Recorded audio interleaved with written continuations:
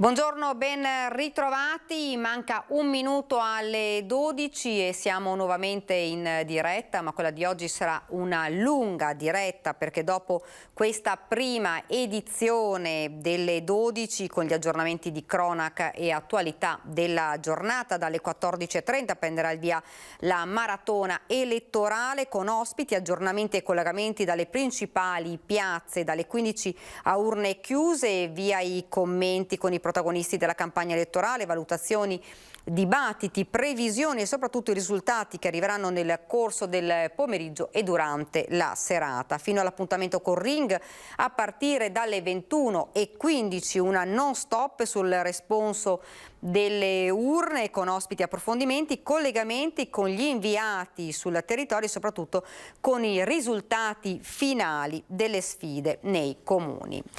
Ed ora subito la notizia sui dati sull'affluenza in Veneto. I dati ovviamente sono riferiti a ieri sera alle 23, ricordiamo che da oggi si può tornare a votare fino alle 15 di oggi.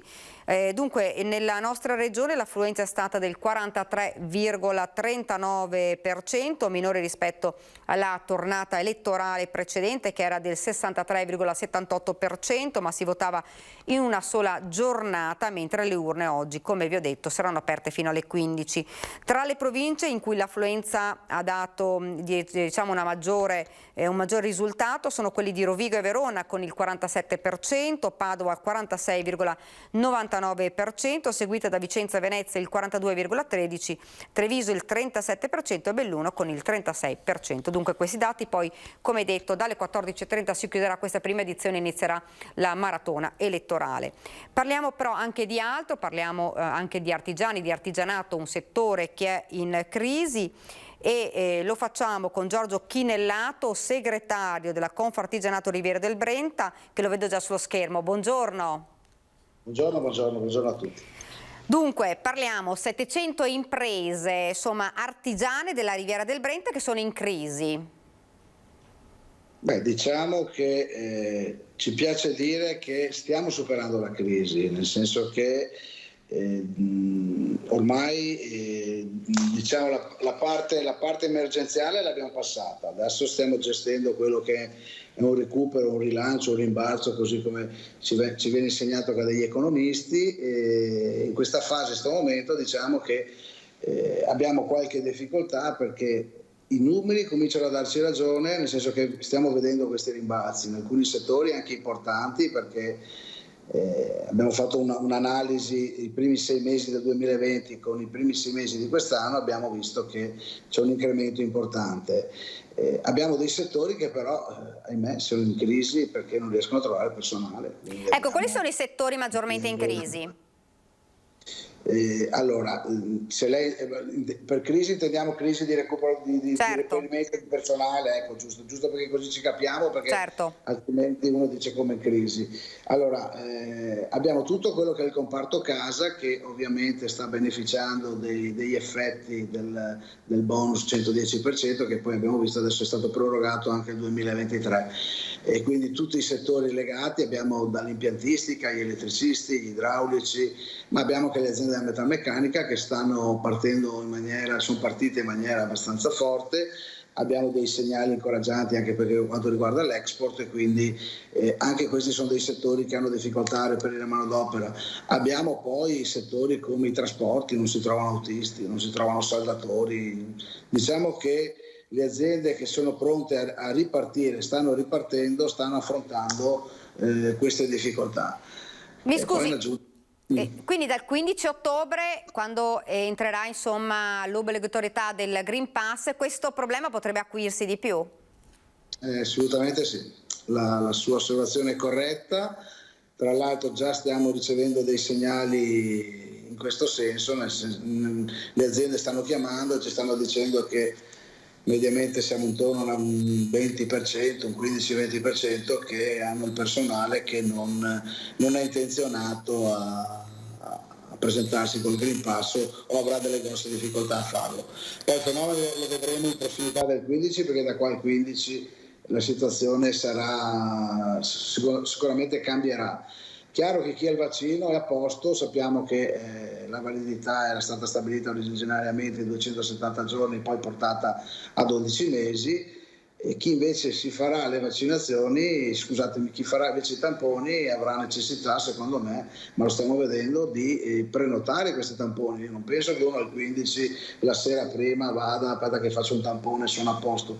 Mi dicono già i centri medici che stanno prendendo giù prenotazioni, quindi chi vorrà superare l'esito positivo del Green Pass attraverso i tamponi dovrà muoversi per tempo, altrimenti ci saranno delle ricadute importanti per le aziende, perché magari un lavoratore se lo vuol fare e magari non riesce a trovare spazi dove poterlo fare. Quindi temiamo anche questo, oltre al fatto che noi siamo piccole microimprese, quindi lei si immagini che magari 1 o 2 persone non fa il tampone, un'azienda che può avere 3-4 dipendenti vuol dire decimare, se non azzerare in taluni casi, tutta la forza lavoro, con tutte le ripercussioni che ci sono, perché poi questo comporta poi un'escalation anche per altre aziende e quant'altro, insomma. Quindi su questo siamo fortemente preoccupati. Ecco, fra l'altro anche il nodo delle sostituzioni non è un nodo semplice, diciamo, perché come ci dicevano anche i sindacati non è facile poi trovare personale che sappia svolgere delle mansioni particolari, comunque mansioni che un dipendente già insomma svolge da anni. Certo, il problema è anche questo, nel senso che la norma per le aziende sotto i 15 dipendenti dà la possibilità di assumere per diciamo 10 giorni prorogabili di altri 10, lei si immagina, non riusciamo a trovare operai qualificati a tempo indeterminato, si immagini se possiamo trovare delle persone che sono disponibili per lavorare 10 più 10, insomma 20 giorni lavorativi. Io la vedo un po' difficile da questo punto di vista. Su questo la norma poteva essere un po' diciamo scritta un po' meglio, tra virgolette. Questa è la notazione che facciamo, quindi sicuramente sarà un problema anche la sostituzione di questi lavoratori, ripeto, in settori dove c'è forte richiesta e dove stanno lavorando a pieno regime, insomma. Ecco, avete qualche dato, insomma la situazione è preoccupante, avete qualche dato riferito proprio alla vostra zona? Ma se parliamo delle sostituzioni, delle persone che ad oggi hanno manifestato in maniera non ufficiale, perché non c'è la possibilità di farlo ufficialmente, di non avere l'esito positivo al Green Pass, siamo intorno a un 20%, una stima che abbiamo fatto. Ecco, io penso che qualcosina si potrà anche scendere, però c'è uno zoccolo duro, le segnalazioni che ci arrivano sono di persone che in contrasto con la norma vogliono fare azioni e quindi questo metterà in difficoltà le aziende, insomma. Ecco, poi le aziende non fanno politica, fanno economia, quindi le ripercussioni. Certo. Il rischio è davvero che magari le imprese più piccole rischiano veramente di chiudere? Sicuramente, se non chiudere, rischiano di essere ferme, bloccate o trovare forme alternative per recuperare forze lavoro, ma queste saranno di grossa difficoltà per quello che abbiamo detto prima, proprio perché non si recupera la manodopera, ma soprattutto perché le tempistiche sono talmente corte che non ti permettono di fare una sostituzione. Poi lei si immagina uno che viene sostituito, che in un secondo momento si vaccina, si tampona, rientra in azienda, l'azienda magari ha assunto uno, cioè ci sarà una confusione, c'è un rischio di confusione soprattutto nelle piccole che magari non sono strutturate e che quindi avranno bisogno non di una ma di 3 mani, quello che dico io. Quindi siamo preoccupati, da questo punto di vista qua siamo seriamente preoccupati. Ripeto, adesso vedremo un attimino come potersi muovere. Nelle prossime ore noi daremo tutta una serie di indicazioni alle nostre aziende. Eravamo in attesa anche di linee guida da parte del Ministero, insomma, ma queste non ci sono. Stiamo costantemente guardando le FAQ del Ministero e quindi niente, insomma, ecco, siamo qua in attesa che cerchiamo di capire. Comunque procederemo, speriamo bene, insomma, supereremo anche questa, ecco, le nostre aziende in questi 2 anni le hanno passate tutti i colori, supereranno anche questa, speriamo. Ecco, il 15 si sta avvicinando, se dovesse lanciare un appello prima al Ministero, cosa chiederebbe? Beh, sicuramente una chiarezza per quanto riguarda la questione delle sostituzioni, perché è chiaro che un'azienda non può trovare, come dici, quindi capire un attimino se l'azienda può fare un'organizzazione diversa e diciamo sostituire queste persone con tempistiche un po' più lunghe, sempre inerenti diciamo alle motivazioni originarie, quindi il mancato accesso perché uno sprovvisto del Green Pass.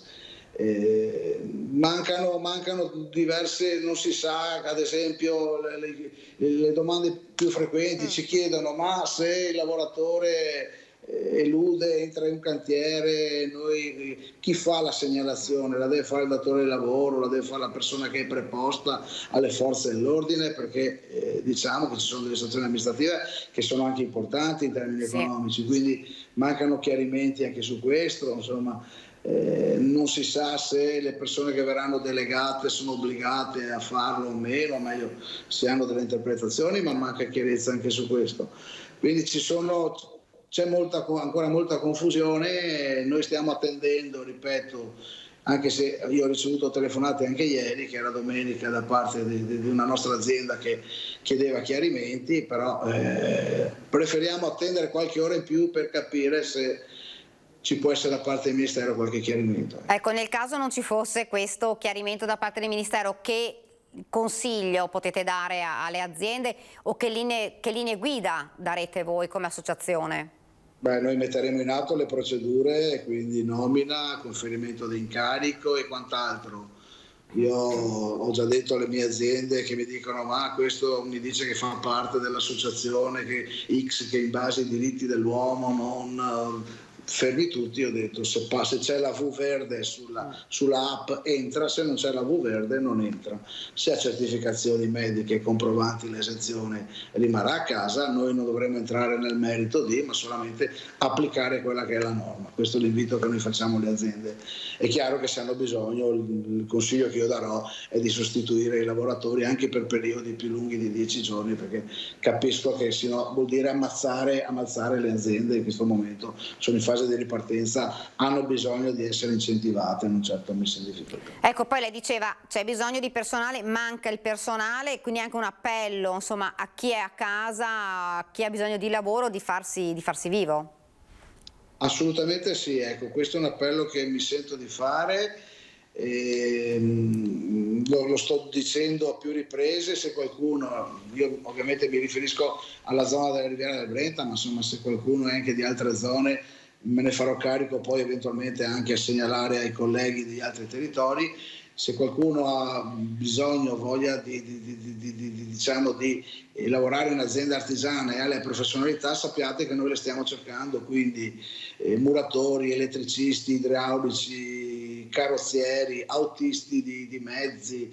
Ecco, le nostre aziende stanno cercando queste figure, quindi chiunque sta lavorando da un'altra parte, vuole cambiare o è fermo o vuole uscire diciamo da un impasse personale che si trova data da mille cose e vuole ripartire, le nostre aziende stanno cercando queste professionalità, quindi li invito assolutamente a contattarci e segnalarci le loro posizioni. Ovviamente è rivolta a persone che hanno professionalità, competenze e capacità. Certo. Poi se c'è anche qualche valido giovane lo faccia lo stesso e vediamo un attimino, insomma, magari qualche azienda è anche pronta a investire su qualche giovane per formarlo e farlo diventare un qualificato, uno specializzato nel domani, insomma. Ecco, un'ultima domanda, Green Pass che sarà obbligatorio almeno per ora fino al 31/12, poi sarà tutto da vedere. Ovviamente c'è un'ulteriore preoccupazione, perché poi se il Green Pass dovesse essere anche prorogato, il problema diventerebbe un problema non facile, già ora non facile, insomma, di soluzione.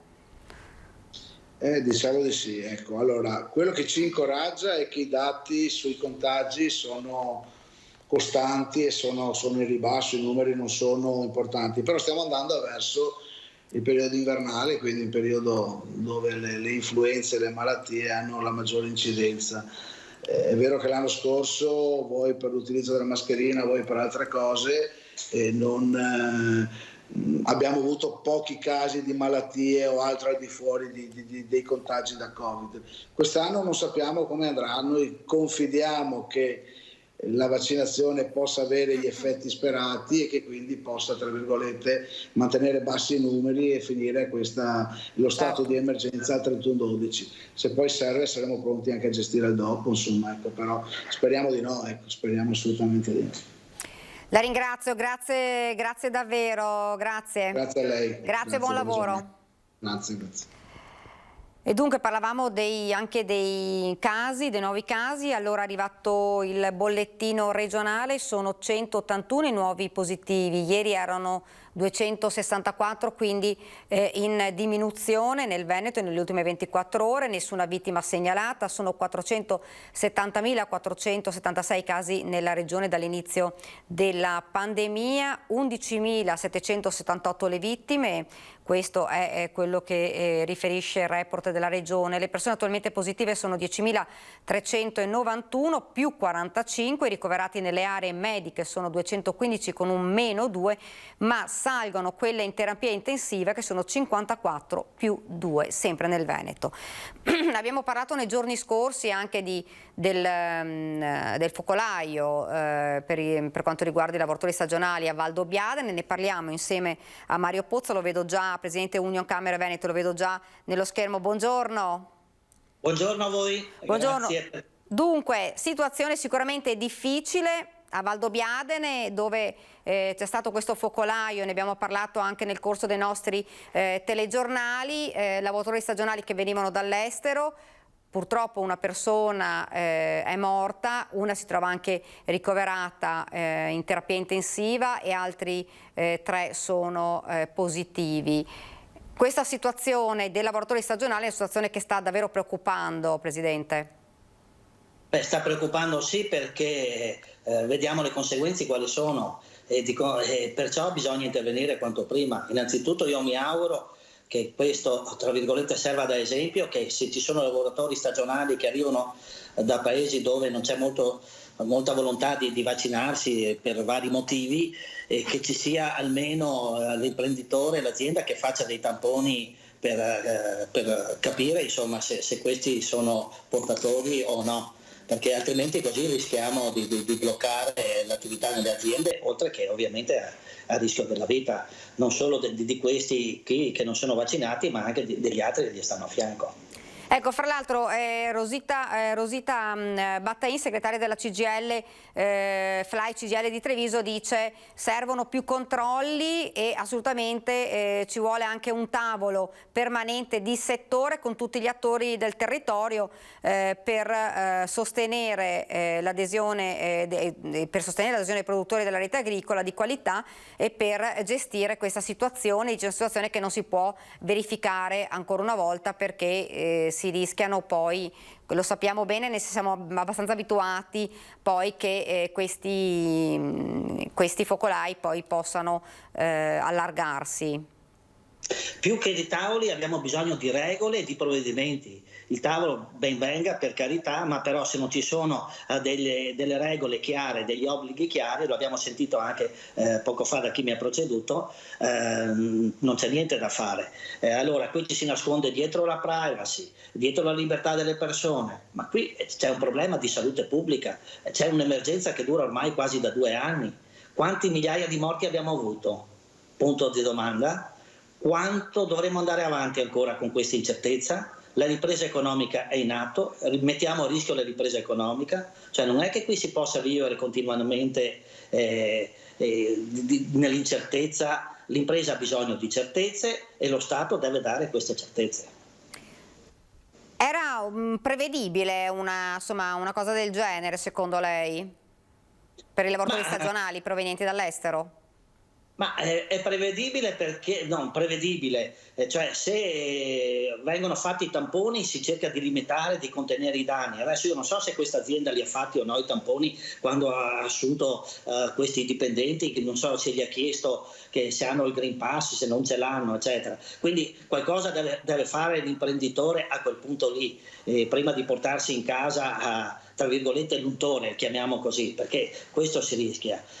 Bisogna mettere in atto quegli accorgimenti per evitare che non si ripetano questi fatti. Le dirò, poi c'è un altro problema di carenza di manodopera, c'è un problema che l'economia è ripartita e di conseguenza c'è bisogno di lavoratori. Allora, il calo demografico, tanta gente che è andata via per la pandemia, che ha cambiato addirittura anche attività lavorativa, e di conseguenza tu metti assieme questi elementi e ti trovi in queste condizioni.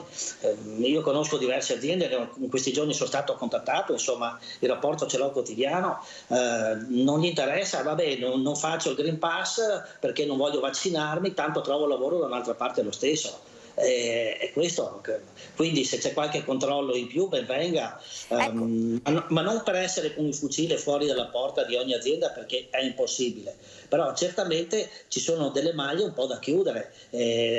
L'altro giorno ho rilanciato, abbiamo gli uffici del personale dell'INPS, dell'INALI eccetera, che sono sotto organico, anche questo è un altro problema. Poi vediamo anche nelle forze dell'ordine ci sono tanti non vaccinati, quindi se non ci sono le regole si va avanti alla giornata. Ecco, nel settore agricolo la questione era più complessa perché stando all'aperto i controlli sono ovviamente minori, anche se, e soprattutto la persona che purtroppo è morta non era vaccinata. Sì, sei all'aperto, però ci sono anche dei momenti in cui sei in comunità. Anche il fatto stesso che tu puoi stare, non so, un quarto d'ora, 20 minuti vicino, e se sei all'aperto non cambia, il contagio lo puoi prendere. Quindi all'aperto sicuramente è meglio che all'interno, però non sei sicuro al 100%. Ecco. Perciò bisogna che anche chi lavora all'aperto, chi fa questa attività, prenda le stesse precauzioni dell'ambiente chiuso. Ecco, ed è difficile, guardi, che anche questa gente all'aperto porti le mascherine, perché io sento tanti imprenditori anche del mondo agricolo eccetera, è difficoltà a fargli capire di portare le mascherine, anche perché tu sei a contatto con alimenti in tante attività. Che poi il rischio è che il lavoro venga sospeso quando vengono trovati poi positivi. Se ti bloccano l'attività, cosa fai dopo? Perché devi stare in quarantena, dopo eludi la quarantena, come fai? Poi la nostra tipologia di impresa sono imprese piccole, insomma il 93% delle imprese in Italia sono sotto i 20 dipendenti, il nostro modello è proprio quel modello di piccola impresa, 2-3 dipendenti, 10-15 massimo. E questo è un dato di fatto e bisogna tenerlo a conto. Tra 15 giorni, 10 giorni entra in vigore il Green Pass e ancora non sappiamo come si farà tra 10 giorni. E questo è un grosso punto di domanda. Io mi auguro che nelle prossime, non dico giorni, ma nelle prossime ore il governo prenda in considerazione questo. Ecco, quello che diceva infatti Chinellato prima era proprio questo: mancano le linee guida, le aziende chiamano, chiedono di sapere come comportarsi con i lavoratori e c'è una grande confusione, con il rischio, come diceva lei, fra l'altro, che manca anche manodopera, e questo si somma, è un problema che si somma all'altro. Il problema è che si somma all'altro, manca manodopera, mancano le materie prime, l'aumento della corrente elettrica e del gas sono tutti elementi che andranno a influire nella ripresa. Allora adesso siamo in una fase di partenza, rischiamo che perdiamo questa opportunità, ma perdere questa opportunità vuol dire chiudere magari le aziende, chiudere qualche azienda, perdere posti di lavoro, quindi non sprechiamola. Io dico, al giorno d'oggi ormai siamo controllati dappertutto, se noi vediamo in ogni incrocio c'è una telecamera, quando ti muovi col telefono ci sono le cellule che ti prendono dove sei, e questa non è la libertà, non è una libertà controllata, sì o no? Ecco, lo stesso motivo è nella vaccinazione, è inutile nasconderci dietro a questo. Allora però ci fa comodo avere il telefonino, ci fa comodo muoverci, allora continuiamo a farlo. E perché non facciamo il vaccino? Punto di domanda. Basta, si fa il vaccino, chi non vuole farselo prende e ritorna a casa sua oppure sta chiuso in casa e non va a contagiare gli altri. Certo. La questione, diceva lei, della mancanza di manodopera un po' sembra un paradosso, cioè si sta crescendo, si sta cercando, si sta superando la crisi, però manca ancora la manodopera. Ci sono aziende che rifiutano commesse perché non hanno operai. Questo è un problema, sapete, non è un problema di poco conto. E l'aumento delle materie prime, come la manodopera, rischia di farci portare fuori mercato, perché l'aumento del 19% e del 25% su corrente e gas va a incidere. Già noi paghiamo la corrente elettrica di più degli altri paesi in Europa. Questo qui vuol dire spiazzarci. E allora cioè veramente io sono molto preoccupato di questo, non è che voglio lanciare allarmi, gridare al lupo, però è un dato di fatto. Gli imprenditori sono molto preoccupati di questo, hanno bisogno di certezza, lo ripeto e non mi stancherò di ripeterlo. Un'impresa fa investimenti se ha la certezza che quell'investimento porta frutto, altrimenti nell'incertezza non lo fa, e vuol dire rallentare la nostra economia. Già c'è qualche segnale ad agosto, a settembre di un rallentamento. C'è ovviamente l'incidenza anche delle ferie, c'è l'incidenza, però andiamo avanti con un autunno che veramente è un'incognita su questo. Noi siamo il paese che più di tutti ha pagato in vite umane. Ci sono appelli di non vax che in punto di morte dicono vaccinatevi, i familiari stessi, perché non dobbiamo credere a questi? Bisogna essere realisti e avere coscienza, tutelare le proprie famiglie e essere tutelati nei luoghi di lavoro. Il danno... Non come andare al ristorante che uno decide vado se voglio o non voglio. La famiglia deve essere mantenuta, i ragazzi devono andare a scuola e quindi è diverso il discorso. Il danno è grosso, il danno economico che rischiano di fare i Novax proprio alle aziende. Sì, è grosso sì, ma dopo questi qui, cioè, l'immunità di gregge non la si fa alle spese degli altri. L'immunità di gregge la si fa se tutti fanno il proprio dovere, e in questo caso anche loro lo devono fare, altrimenti che vadano in mezzo alla foresta e rimangano solo lì, poi vediamo come va a finire, no? Io veramente faccio un ulteriore appello a questi signori e signore di farsi il vaccino e di poter mettere in sicurezza chi gli sta attorno e loro stessi soprattutto. Presidente, la ringrazio, grazie davvero. Grazie a voi, buona giornata. Grazie, buona giornata e buon lavoro. Noi adesso ci fermiamo per qualche istante di pubblicità, poi torniamo di nuovo in studio qua in diretta.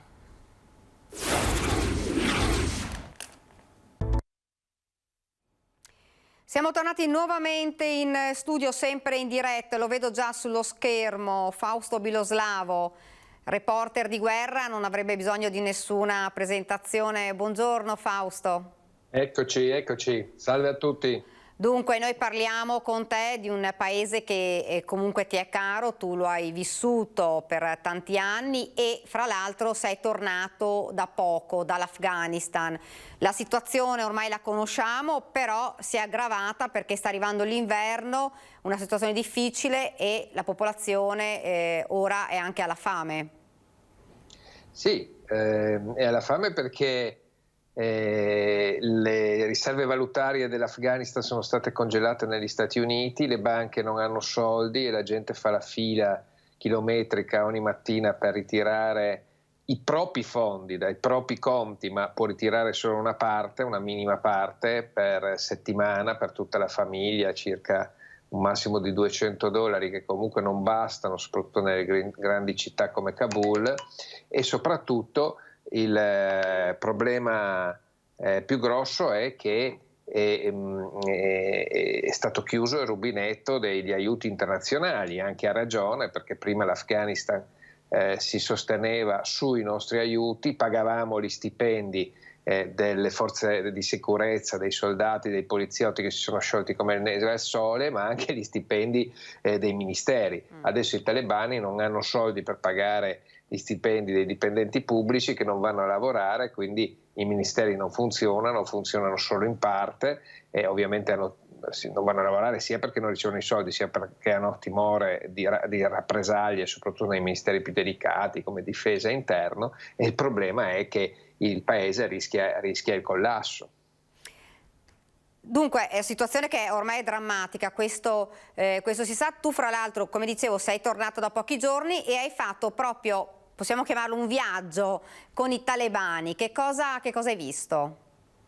Sì, un viaggio nel secondo Emirato Islamico. Io avevo già conosciuto il primo alla fine degli anni 90 e il secondo Emirato Islamico che dopo 20 anni di dura lotta, di dura guerra, anche se per noi era una missione di pace, quindi insomma anche nascondavamo quello che facevamo, compresi i combattimenti, ma dicevo, dopo 20 anni questi hanno conquistato il potere, tra l'altro in maniera fulminea, anche per loro probabilmente è avvenuto un po' tutto a sorpresa. Hanno conquistato il potere, il primo segno della conquista del potere è che da un giorno all'altro il paese, gran parte del paese è fra virgolette sicuro, nel senso che io ho viaggiato anche di notte assieme ad altri 2 colleghi su una semplice macchina Corolla con un autista, un interprete, per una decina di ore da Herat a Kandahar,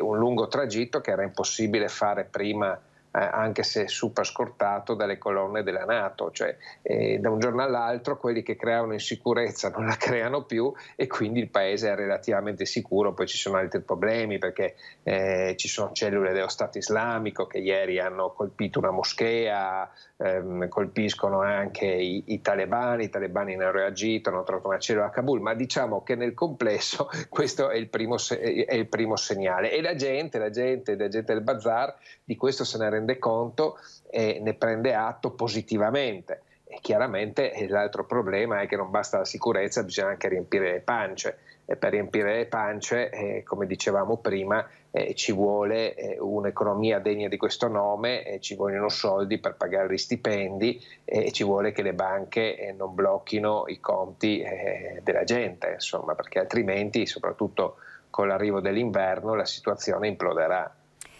Ecco, la situazione è questa, ma di tutto quello che è stato fatto in questi 20 anni dalla coalizione NATO, che cosa è rimasto? Insomma, sono state fatte scuole, aperti centri antiviolenza. Di tutto questo, con l'arrivo dei talebani, che cosa è rimasto? Ma guardiamo prima le cose più evidenti che ho voluto andare a toccare con mano, le nostre basi. Il quartier generale di Herat, una grandissima base a fianco dell'aeroporto che avevamo lasciato, l'ultimo soldato l'aveva lasciata a fine giugno, quindi come dire, l'altro ieri, insomma, dal 15 agosto è in mano ai talebani, ma per di più è stata saccheggiata probabilmente prima dai governativi in fuga, dopo anche dai talebani, ed è l'ombra di se stessa, insomma, cioè siamo entrati nel comando dove stava il nostro generale che guidava il contingente nell'Afghanistan occidentale, che l'ha guidato fino a fine giugno, che era completamente distrutto, e addirittura il comandante talebano che mi ha accompagnato davanti al monumento dei nostri caduti, anche quello divelto, insomma violato, ma c'è ancora la scritta ci ricordiamo di voi, e diceva: ma no, adesso abbiamo fatto la guerra, ci avete bombardato, ci avete ammazzato,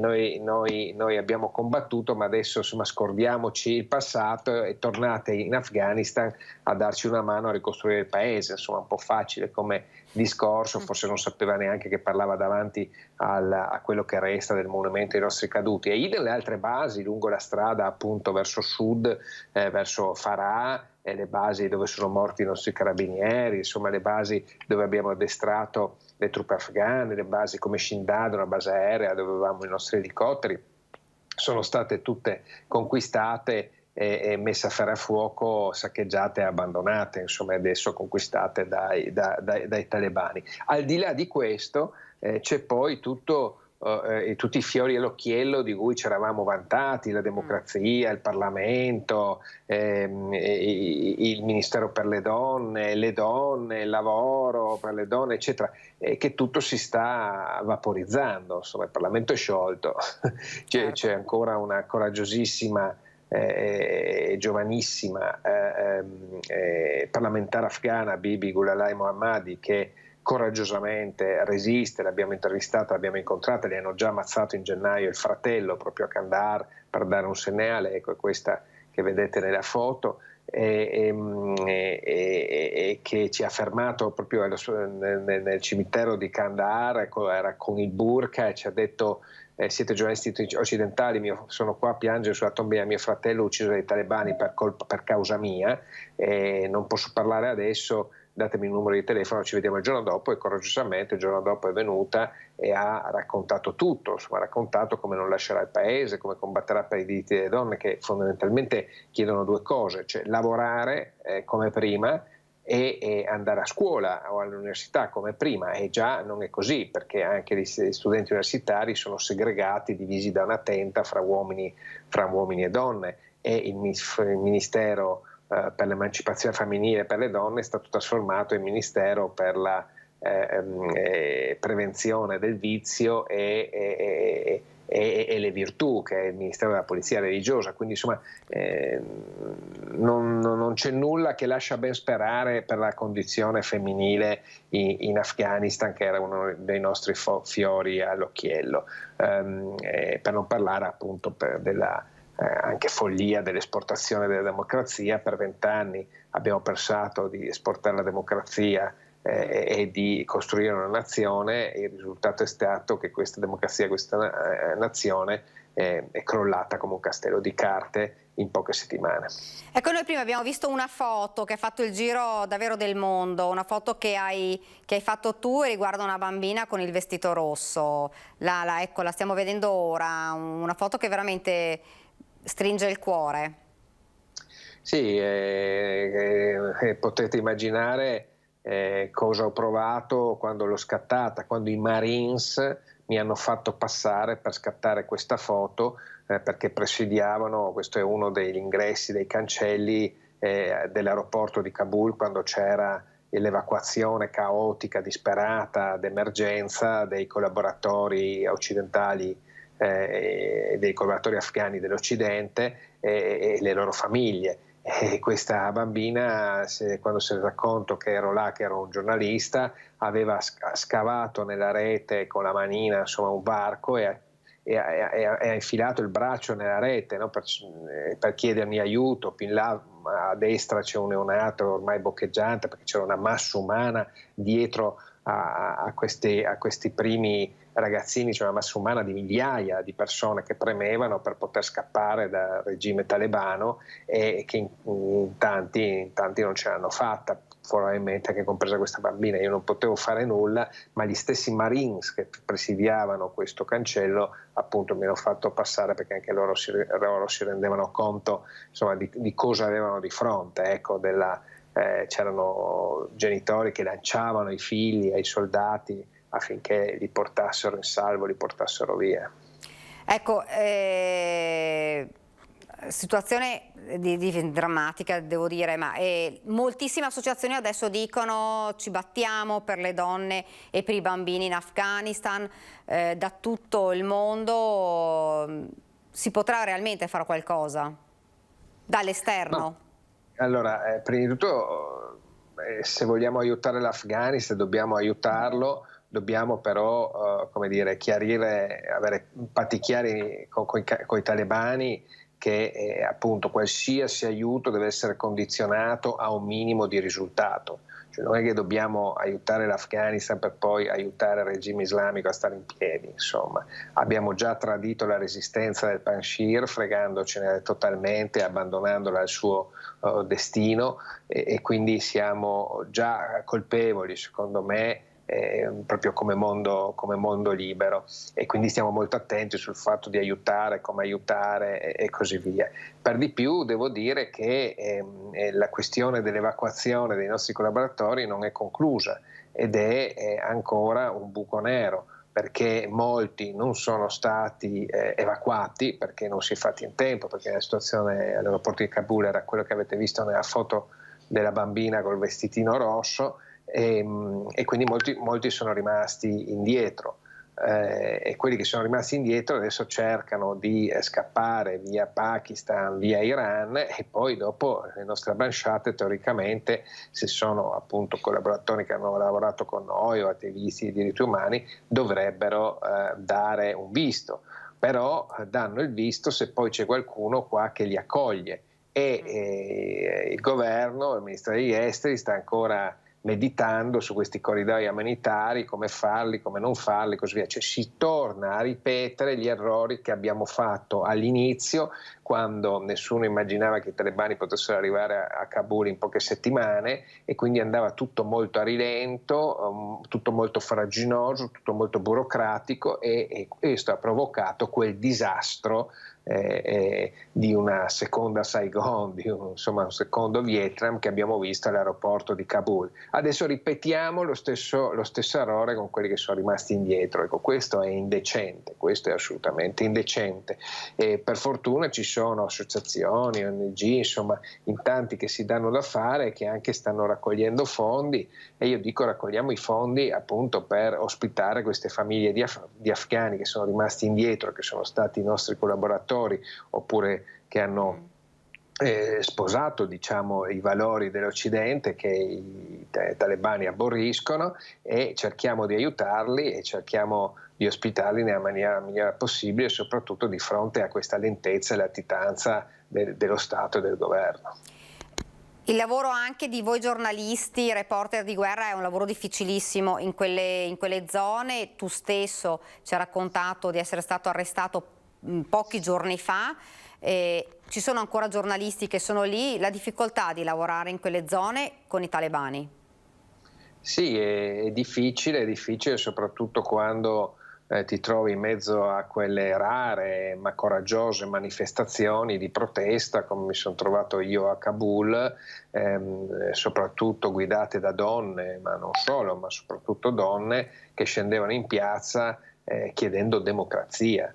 No? E allora andavano seguite fino in fondo. Io sapevo già come andava a finire come è andata a finire, cioè che i talebani le hanno disperse a fucilate, e dopodiché cercavano di strapparci i telefonini, le videocamere, le fotocamere, per non far vedere al mondo quello che era veramente successo. Insomma, io mi sono nascosto il telefonino nella scarpa, mi hanno arrestato, mi hanno portato via tutto, però appunto non mi hanno fatto levare le scarpe, per fortuna, quando ero nella caserma agli arresti, nella caserma dei talebani, assieme ad altri manifestanti e giornalisti afghani che sono stati brutalmente picchiati, manifestanti ammanettati, insanguinati, insomma, quindi non è facile. Poi devo anche dire che però i talebani, insomma, hanno le idee molto chiare e sono molto franchi e onesti con se stessi e anche con noi occidentali, perché quando gli chiedi appunto cosa pensano della democrazia e dei valori occidentali,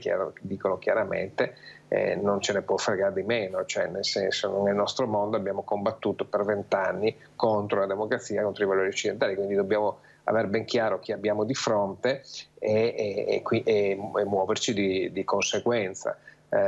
Purtroppo l'abbiamo avuto chiaro fino a un certo punto, perché il cosiddetto mondo libero, insomma, ha abbandonato completamente la resistenza del Panjshir, che ormai è ridotta agli sgoccioli. Era questa valle in vita, insomma, a 100 km a nord di Kabul, e vedremo con la prossima primavera, dopo l'inverno difficile che passerà l'Afghanistan, e vedremo se la resistenza tornerà a risorgere, e se soprattutto queste manifestazioni proprio delle donne, della società civile, non solo a Kabul ma in tutte le grandi città, avranno ancora spazio, oppure ci sarà la totale normalizzazione talebana, come in parte temo, del secondo Emirato Islamico.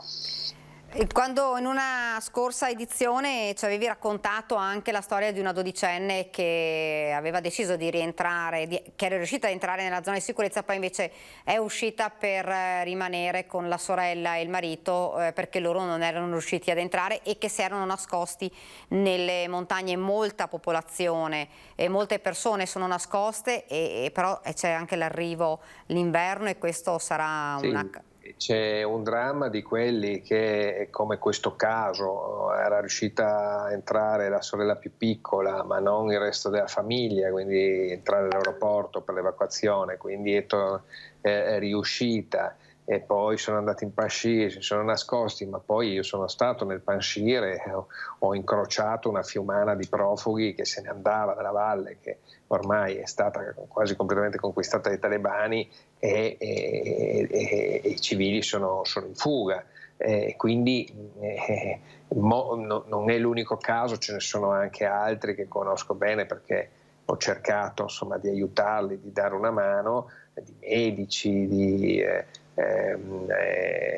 oppositori dei talebani che non ce l'hanno fatta anche a sopportare la terribile agonia che c'era per entrare in questo aeroporto lungo un canale di scolo che era una fogna, c'è gente che è stata 5 giorni nell'acqua con i figli piccoli, poi tra l'altro nello stesso punto dove si è fatto esplodere un kamikaze dello Stato Islamico che ha di fatto poi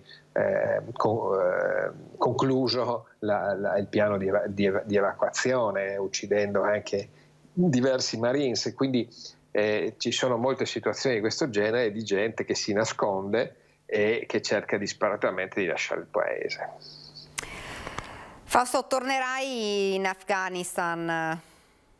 Beh sì, insomma tornerò a vedere come va a finire, se l'Emirato riuscirà a consolidare il potere che adesso sembra insomma avere su tutto il paese, però anche all'interno dei talebani ci sono divisioni, ci sono fazioni, differenze di divisione, di rapporti col mondo esterno. Ci sono le cellule dello Stato Islamico del Khorasan, cioè dell'Afghanistan allargato, che colpiscono i talebani e viceversa, e poi bisognerà vedere se la resistenza del figlio di Massoud, di Ahmad Massoud, riuscirà a risorgere con la primavera, ma potrà risorgere solo con l'aiuto esterno. Temo che l'aiuto dell'Occidente non ci sarà, ma penso agli India, insomma altri paesi che potrebbero essere interessati a non darla per vinta ai talebani. Grazie davvero Fausto, grazie per averci insomma raccontato di questo paese che è sull'orlo veramente della...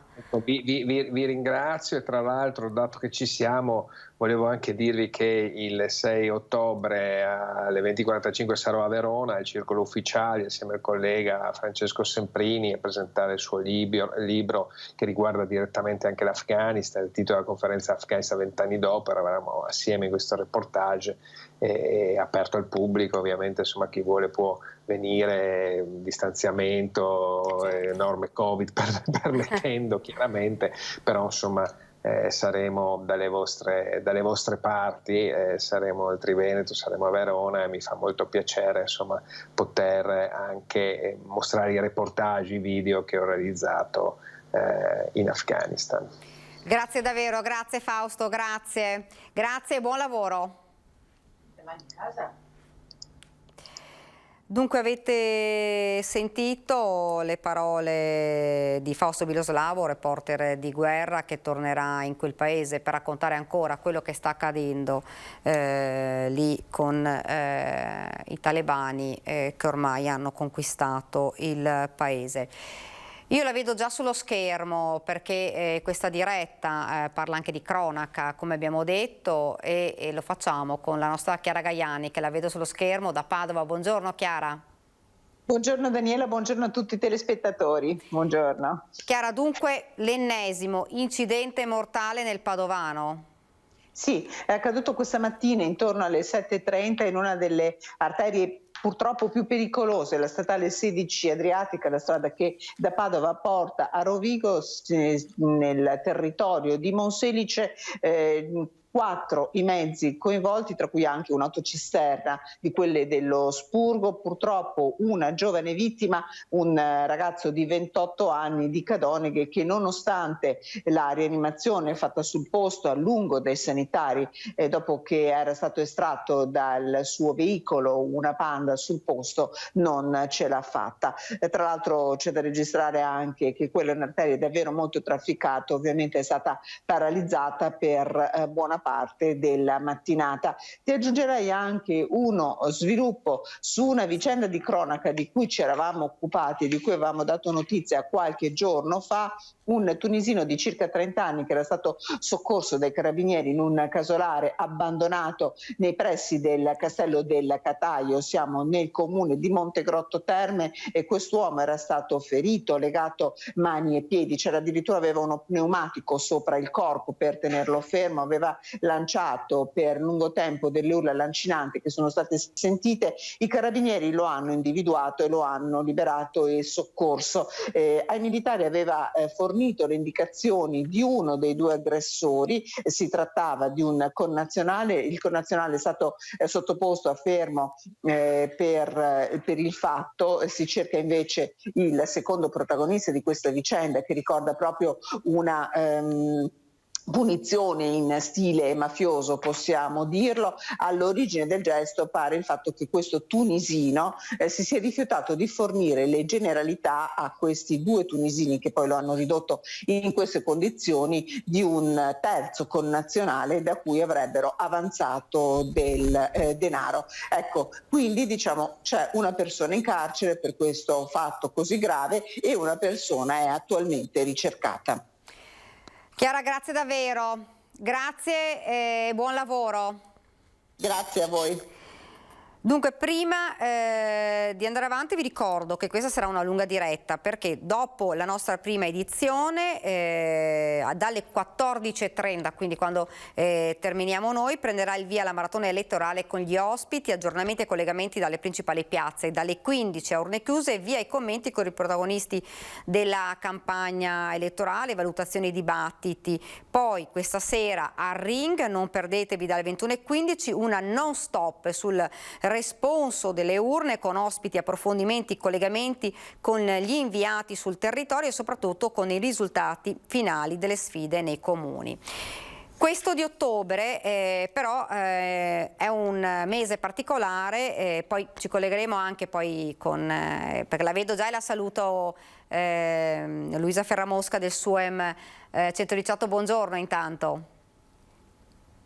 Buongiorno a voi. Prima di collegarci però con lei, dicevo che questa ha preso il via questo mese la campagna della LILT Nastro Rosa per sensibilizzare le donne sull'importanza della prevenzione contro il cancro al seno. Mandiamo in onda il servizio, poi torniamo subito e parliamo con la dirigente del SUEM 118. 4, 3, 2, 1, accendiamo di rosa anche il mese di ottobre. Con la tradizionale illuminazione della statua della Teresona in centro a Treviso si è ufficialmente aperta la 29esima campagna Nastro Rosa, promossa dalla LILT. La cerimonia in Piazza Indipendenza era stata preceduta a Palazzo dei 300 da una tavola rotonda dove si è affrontato il tema del cancro alla mammella, dalla diagnosi alle cure al sostegno psicologico. Per tutto il mese di ottobre, nastri rosa nelle piazze dei comuni e palazzi illuminati sempre di rosa come la Teresona a Treviso ricorderanno a tutti l'importanza della prevenzione.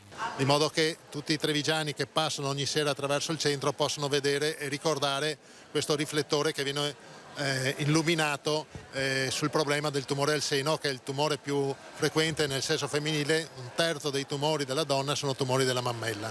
È stata anche l'occasione per la consegna da parte della casa di cura di Monastier di un assegno di 5.000 euro alla LILT. È frutto appunto di parte del ricavato degli screening e quindi sono le donne che col loro screening hanno donato ad altre donne. Ecco che appunto la LILT con questi soldi darà supporto nei loro progetti alle donne in difficoltà. Siamo tornati in studio e prima ve l'ho presentata la responsabile del SUEM 118, Luisa Ferramosca, buongiorno. Buongiorno a voi. Partiamo subito dalla notizia, l'abbiamo data anche nel nostro telegiornale, del primo volo notturno alcuni giorni fa, quindi è partito da Treviso il volo notturno, temporaneamente perché l'abbiamo detto, poi sarà nel Bellunese come sede, però come sta andando? Ci sono richieste? Sì, il giorno 29 settembre abbiamo abbiamo iniziato l'attività di soccorso notturno. È già stato eseguito un primo trasferimento urgente a favore poi di una signora con una criticità in essere bisogno di arrivare tempestivamente in terapia intensiva. Abbiamo già ricevuto alcune richieste, per fortuna poi però non resesi necessarie, per interventi direttamente sul territorio. Il lavoro di identificazione dei siti di atterraggio è stato molto capillare e ha visto una collaborazione preziosa da parte di tutte le amministrazioni comunali del territorio delle aziende interessate dalla copertura dell'attività di elisoccorso notturno, e quindi la rete e la struttura è decisamente pronta. Un servizio che mancava, che era fondamentale comunque, questo. Sì, è un servizio che implementa e migliora l'attività di soccorso a favore del cittadino, a favore delle persone che hanno una patologia che richiede una cura tempodipendente, quindi veloce, che sia di origine traumatica o non traumatica, soprattutto da quelle aree più distanti dall'ospedale. Questo perché l'obiettivo e quello che rende performante il volo l'elisoccorso notturno è quello di trasportare direttamente al luogo della cura definitiva, quella di alta competenza specialistica, il paziente dal territorio, al punto in cui si trova, quindi direttamente. A titolo esemplificativo, per l'area per l'azienda ULSS 2 l'ospedale hub è quello di Treviso, per l'azienda 3 l'ospedale di Mestre e via così, quindi far afferire esattamente con le stesse tempistiche che abbiamo anche in orario diurno il paziente direttamente alla cura definitiva.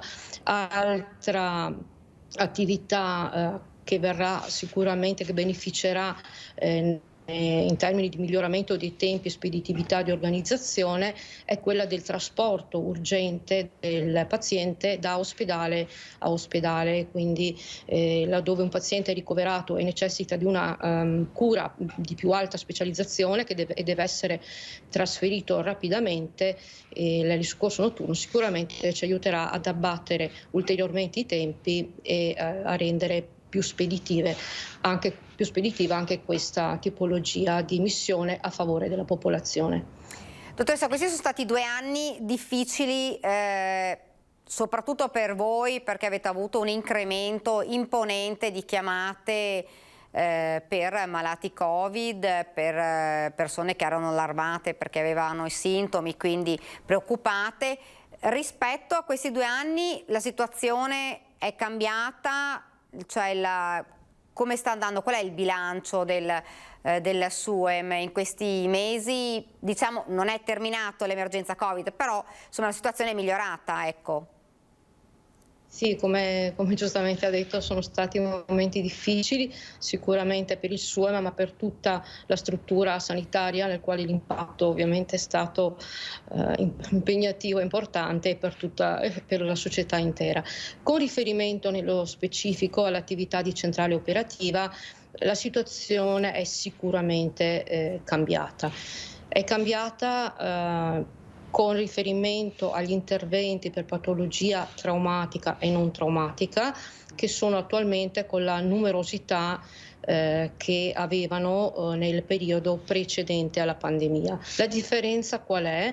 Che continuano ad afferire richieste di soccorso a favore di pazienti, persone positive alla malattia, ma i numeri sono decisamente abbassati, limitati in questo periodo. Sono circa dalle 5, 7, 8 chiamate al giorno per tutto il territorio provinciale, non tutte generano un intervento. Altra differenza rispetto al periodo pandemico è che le chiamate, per fortuna, non sono riferibili a situazioni di grande criticità. Altra differenza ancora è che le chiamate provengono da persone che hanno un range d'età diverso. Nel primo e nel secondo picco pandemico, in particolare nel primo, il range d'età era molto più alto, persone anziane, fragili. Ora la percentuale di persone che chiama ha un'età molto più bassa, un'età inferiore, 40-50 anni circa. Avevate anche diciamo, preso un medico che veramente 24 ore su 24 rispondeva anche alle chiamate, proprio per poi capire se magari il paziente necessitava effettivamente del ricovero oppure dell'ambulanza oppure no. Questo è un servizio che rimarrà anche per altre emergenze? Sì, l'attività della presenza di un medico in centrale operativa era preesistente, ma è stata assolutamente implementata durante all'inizio della pandemia, quando dalle nostre quotidiane 350 chiamate al giorno abbiamo avuto giornate consecutive con anche 600 chiamate, ma stante la presenza continua ancora di chiamate e l'importanza di filtrare, di dare un supporto, l'attività è rimasta. Ecco, sono diminuite, ci diceva appunto, le chiamate Covid, chiamiamole così, però sono aumentate quelle degli incidenti stradali, abbiamo visto, anche quelli degli infortuni sul lavoro, abbiamo visto tanti infortuni nell'ultimo periodo. Sono queste le chiamate maggiori che avete ora? Sì, come le dicevo adesso, oltre ad avere queste chiamate che rappresentano un numero assolutamente più basso rispetto all'inizio pandemia, chiamate da parte di persone o comunque correlate alla patologia Covid, l'attività adesso è assimilabile a quella precedente. A titolo di esempio, nei primi 3 mesi, anzi no, nei primi 3 trimestri, quindi se noi vediamo gli interventi eseguiti per motivo di patologia traumatica, quindi incidente stradale, incidente domestico, incidente sul lavoro nel 2020, i primi 9 mesi sono stati circa 6.000 interventi, 6.000 e qualcosa. Nel 2021, da inizio dell'anno ad oggi, siamo già a 8.000 interventi, quindi siamo tornati alla numerosità precedente, sì. E rimane adesso un po' la questione, visto che la gente si sposta maggiormente in macchina, quella di lanciare un po' un appello agli automobilisti quando sentono la sirena dell'ambulanza di spostarsi, perché qualcuno fa un po' il furbetto. Beh, ma guardi, in effetti l'appello e il consiglio in realtà ha un duplice significato, perché sicuramente è importante che chi conduce un mezzo senta l'arrivo dell'ambulanza, veda l'arrivo dell'ambulanza e adotti il comportamento idoneo. Se non lo fa, il problema non è solo che non vede l'ambulanza, il problema è che evidentemente non sta conducendo una guida con attenzione, non sta conducendo una guida nella modalità corretta. Quindi l'appello è. E prima ancora di fare l'appello, desidero ricordare, perché è un dato veramente importante, che la principale causa di morte a tutt'oggi, fino al 30° anno di età, è rappresentato proprio dal trauma, e nell'ambito del trauma sicuramente anche dall'incidente stradale. Ora, nell'ambito dello scenario della morte, la morte da trauma è l'unica vera morte evitabile. Quindi un adeguato comportamento di chi conduce un mezzo in strada è necessario per abbattere la possibilità che si verifichi un incidente. Quindi correre nella propria corsia, pari sorpassi in assoluta sicurezza, mantenere la distanza di sicurezza e stare attenti alla guida. E questo poi è un virtuoso comportamento alla guida, oltre a mettere in sicurezza chi guida e anche tutti gli altri veicoli che stanno percorrendo la strada, consente di intercettare anche o il suono della sirena o di vedere l'ambulanza. Quale comportamento tenere? È molto semplice, accostare ciascuno per la propria corsia sulla destra, consentendo all'ambulanza di mantenere la sua velocità, e l'ambulanza occupa la parte centrale tra le 2 corsie. Ecco, c'è qualcuno che purtroppo poi si infila dietro sulla scia dell'ambulanza? Sì, a volte capita anche che qualcuno che è pericoloso oltretutto. È assolutamente pericoloso, assolutamente sì, in caso di brusca frenata, ma poi è un comportamento che non è assolutamente non adeguato, scorretto, pericoloso per chi lo attua, per l'ambulanza stessa. Di questi 2 anni, dottoressa, che se voi siete stati in prima linea, letteralmente in prima linea, ad affrontare questa emergenza, sentendo anche tutti i suoi uomini, che cosa vi rimane? Ma guardi, in realtà non siamo in questo momento, come dire, in una fase di bilancio, perché la tensione continua a essere quella che avevamo all'inizio, i numeri per fortuna sono diminuiti.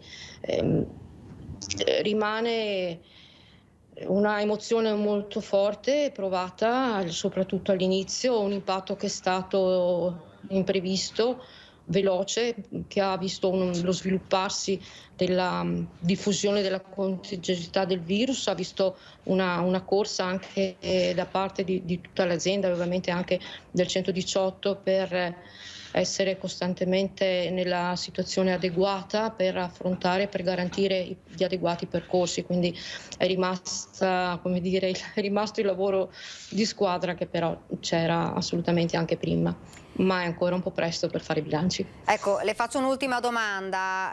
Ci sono ancora persone che non sono convinte per vari motivi di volersi vaccinare. Lei insomma è andata, ha visto le persone che sono state colpite dal coronavirus, ha visto quello che accade. Se dovesse parlare a queste persone, dare un consiglio, si cerca insomma di tutto per far sì che tutte le persone siano protette, perché questa poi è la cosa più importante. Assolutamente sì, ma guardi, più che un consiglio, io le racconto questa esperienza proprio diretta, che è molto significativa.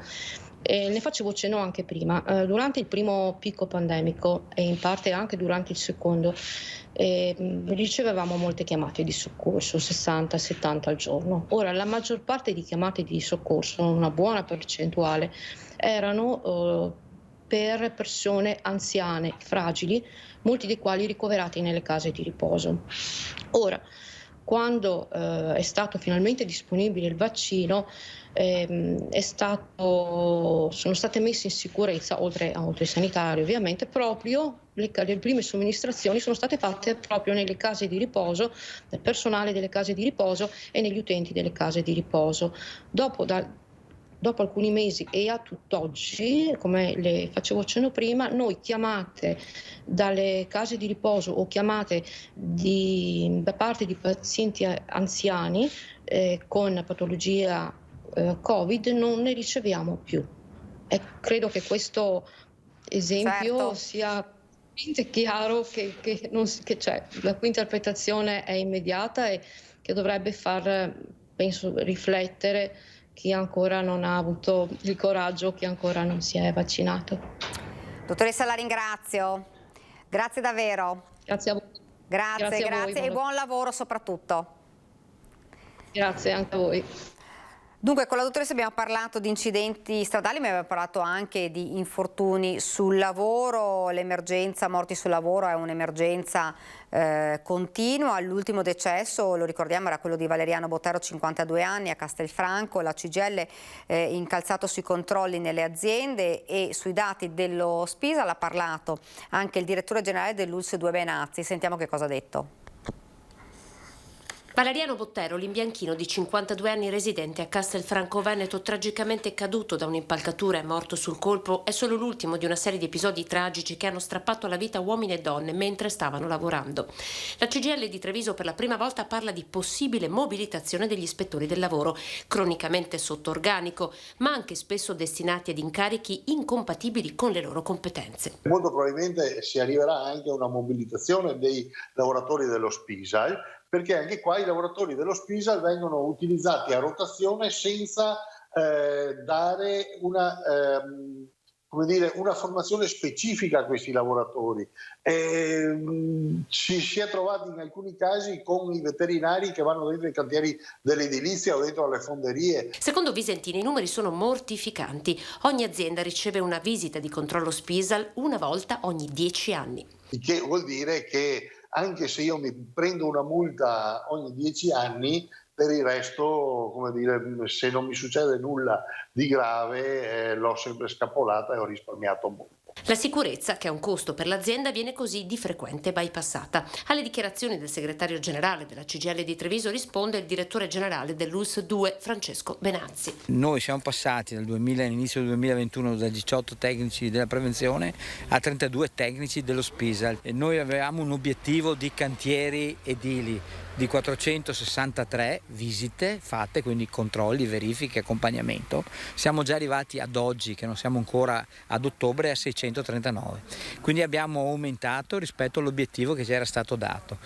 Abbiamo un obiettivo complessivo di 2150 cantieri, siamo già vicini anche a questo, con gli ultimi 3 mesi la raggiungeremo senza problemi e quindi con i giovani tecnici che hanno voglia questo problema non esiste più. Lo dico alla CGIL perché ogni volta continuo a ribadire sempre le stesse cose sapendo benissimo che non è più così.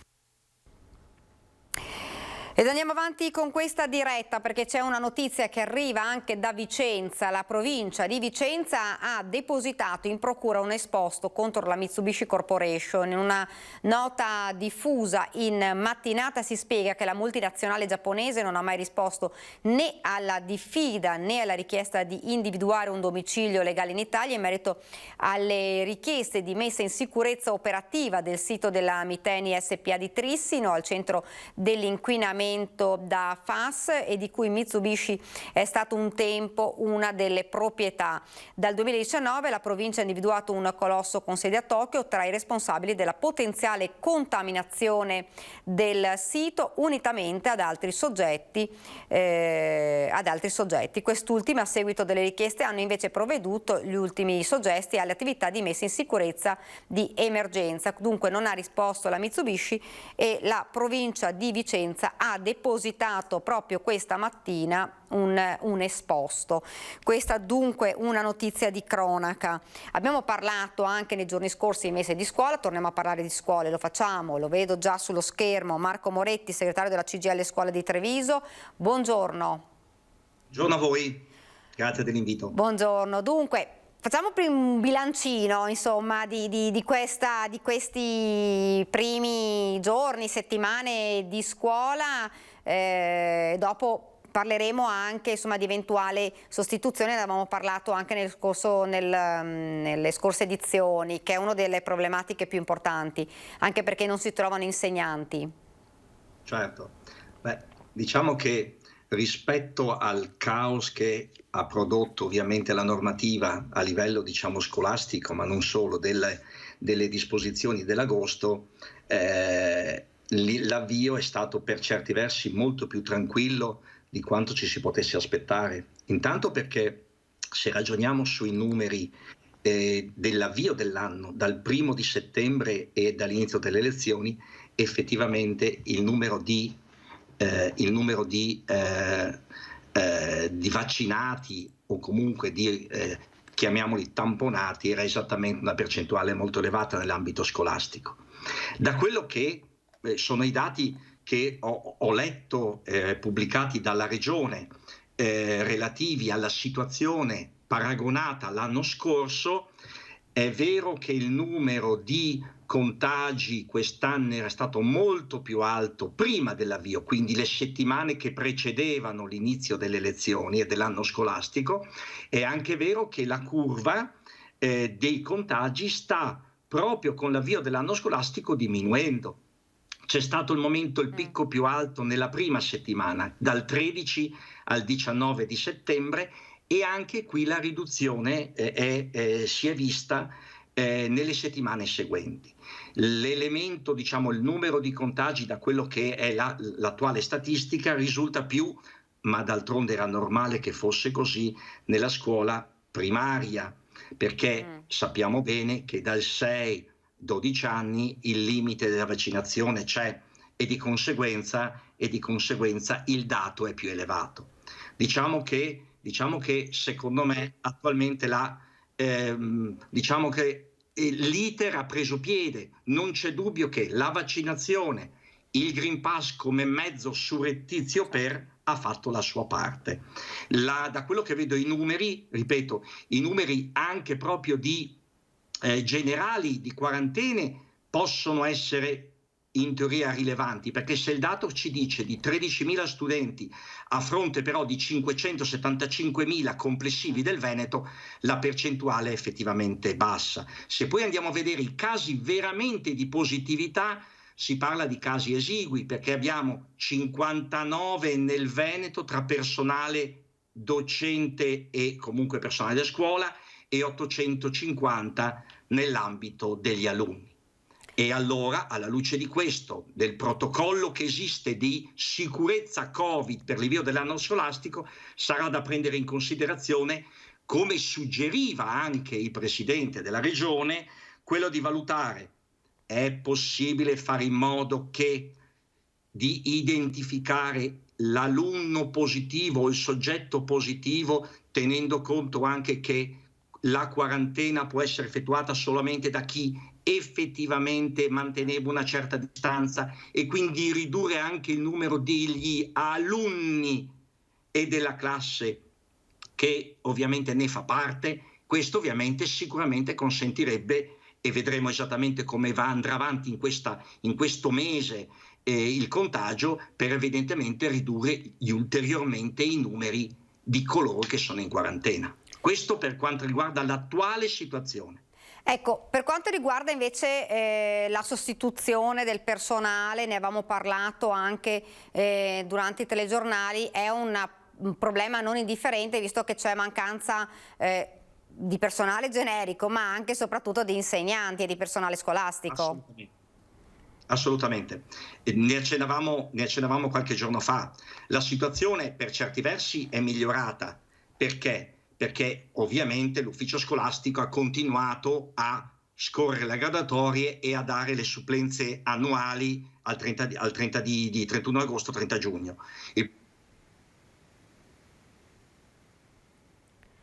Ci sono dei problemi di collegamento, speriamo di poterci ricollegare con Marco Moretti, vediamo se riusciamo a ricollegarci con lui. Ecco qua. Ancora nulla, quindi aspettiamo quindi di poterci ricollegare con lui. Ci spostiamo a Vicenza perché ne avevamo parlato anche nel corso dei nostri telegiornali. Vediamo se riusciamo a ricontattare Moretti per tornare a parlare della scuola, perché era uno degli argomenti che più ci chiedono anche i telespettatori. Comunque parlavamo dei commercianti perché i commercianti vicentini sono sul piede di guerra. L'aumento delle bollette di luce e gas avrà un impatto sulle attività che stimano del 30% in più. Una Carognata dice che non ci voleva, dicono ai nostri microfoni, alla luce di un periodo da cui escono già davvero molto provati. Sentiamo dunque che cosa ci hanno detto. Secondo me questa è una bella carognata da parte dello Stato, aumentare proprio la cosa dove che le aziende ne hanno più bisogno, che è l'energia elettrica e tanti anche del gas. Cioè, abbiamo le amministrazioni comunali che non ci fanno pagare i plateatici fino al 31/12, visto che l'emergenza è stata prolungata, e lo Stato ci aumenta proprio il bene primario per le nostre aziende. L'aumento salasso delle bollette a partire da questo mese andrà a pesare non solo sulle famiglie, alleggerendo il portafoglio, stando alle stime di circa 350 euro l'anno, ma avrà un impatto notevole sui bilanci delle imprese, specie delle piccole attività commerciali che in centro a Vicenza sono già sul piede di guerra.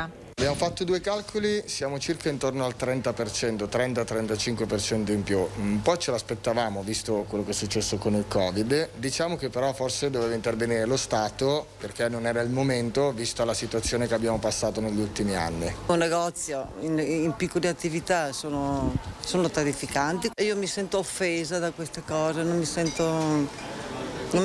sento valorizzata come persona, perché sono una commerciante che sono da 33 anni, adesso chiudo anche. Nonostante la ricetta Draghi abbia l'obiettivo di attenuare l'impatto dei rincari sulle bollette, le ripercussioni sul commercio saranno a catena, ci spiegano, a partire dal calo di acquisti dei consumatori e il rischio di un ritocco sui prezzi. Andrà a gravare su tutti e non è giusto, cioè, non siamo usciti dalla pandemia, non siamo usciti dalla crisi. Il problema è proprio questo qui, che poi va a gravare tutto sul commerciante, perché se il commerciante aumenta il prezzo perde il cliente. Invece se a noi aumentano le bollette noi dobbiamo continuare per forza a pagare. Duca, avete sentito, ovviamente situazione davvero difficile. Lo vedo già ricollegato, si era interrotto. L'idea sì. Ecco, stavamo parlando del personale e delle sostituzioni.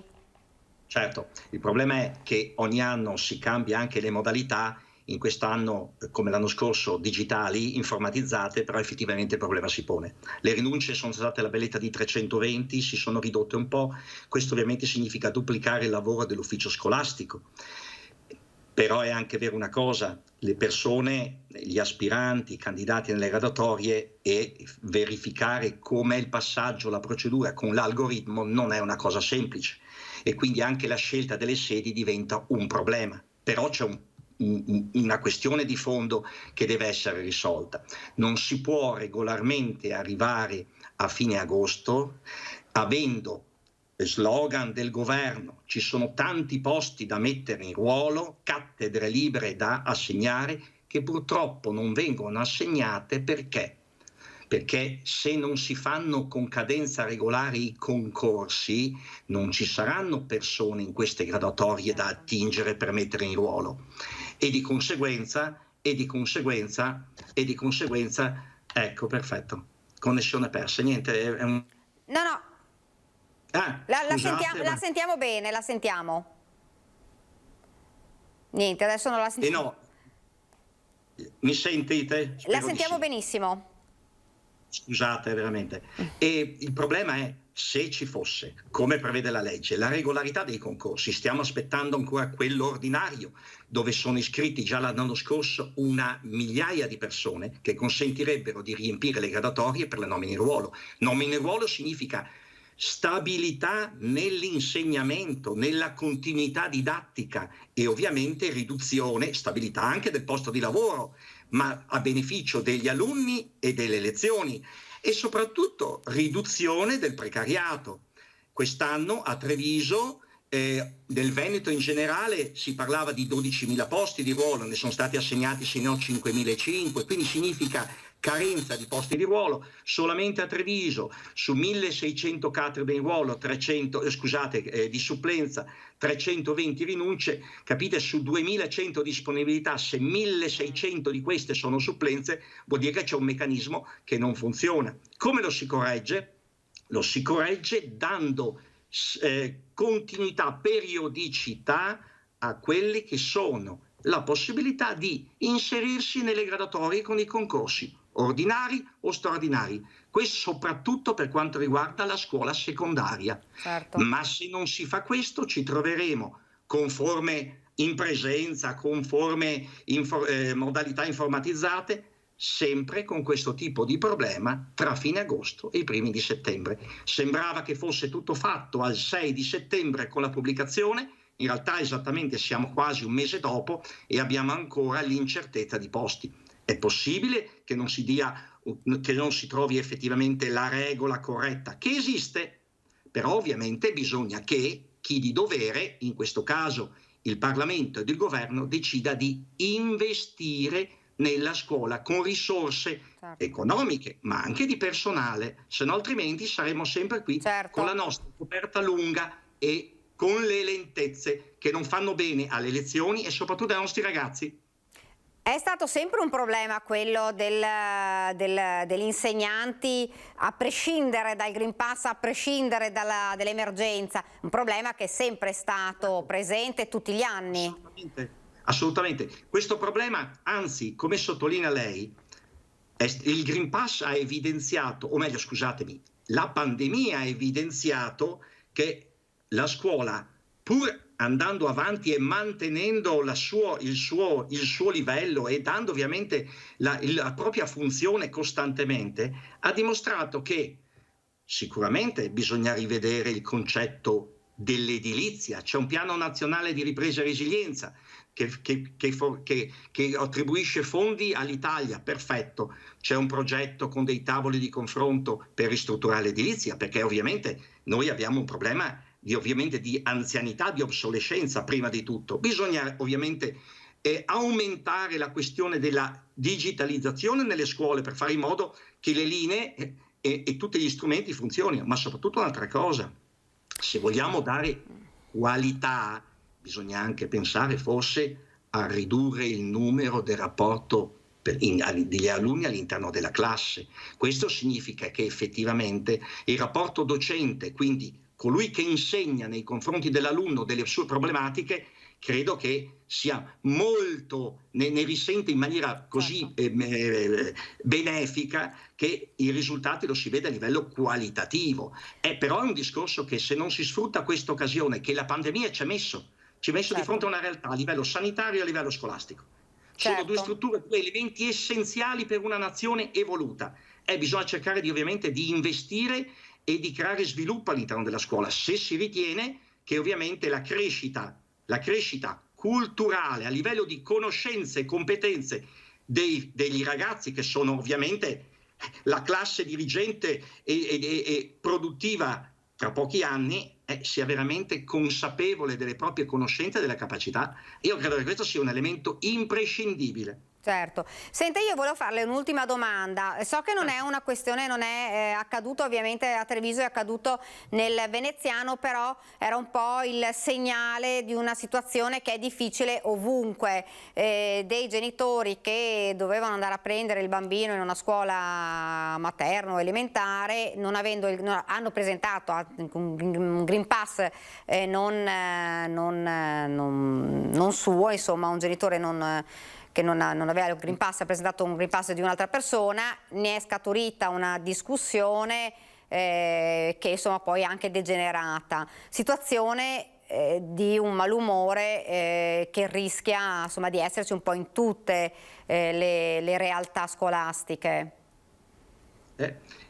Intendiamoci, qui effettivamente c'è un utilizzo improprio, quindi onestamente non è proprio una cosa corretta.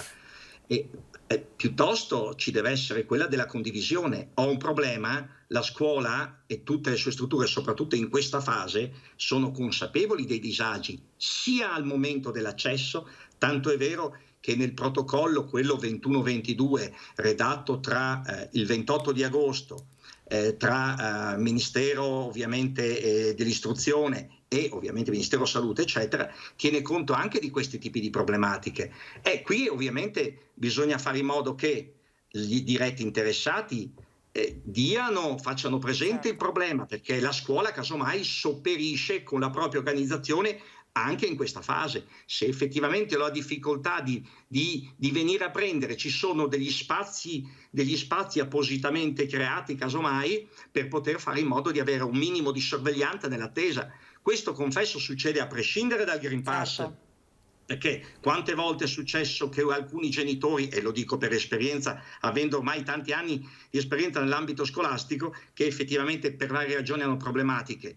Una comunicazione, da quello che so io, la scuola non abbandona un ragazzo e il bambino, soprattutto se minorenni fuori dalla scuola. Quindi il collaboratore scolastico, il docente o addirittura il dirigente scolastico si prende cura di questo, senza trovare forme ovviamente che sono, tra virgolette, un po' furbesche. Quindi uno scambio diretto. La scuola sa che ci sono questi problemi, ovviamente bisogna organizzarsi anche se succedono queste sorte di anomalie, che in realtà poi sono ovviamente all'ordine del giorno, perché problemi familiari, di ritardi eccetera nell'entrata e nell'uscita esistono, e allora un bel confronto, un'informazione, credo sia la cosa migliore, senza bisogno di fare per forza i furbi. Purtroppo la questione di un utilizzo improprio del Green Pass sta sorgendo un po' in tutte le realtà. Certo, certamente sì, da quello che vedo ci sono anche delle situazioni effettivamente poi difficoltose. Adesso quello che vediamo nella cronaca ci sono questioni molto, molto rilevanti e molto gravi nell'ambito di settori privati eccetera, per cui anche qui sarà una questione che il sindacato sta sottolineando alle ovviamente confederazioni, alle attività produttive, i rappresentanti dei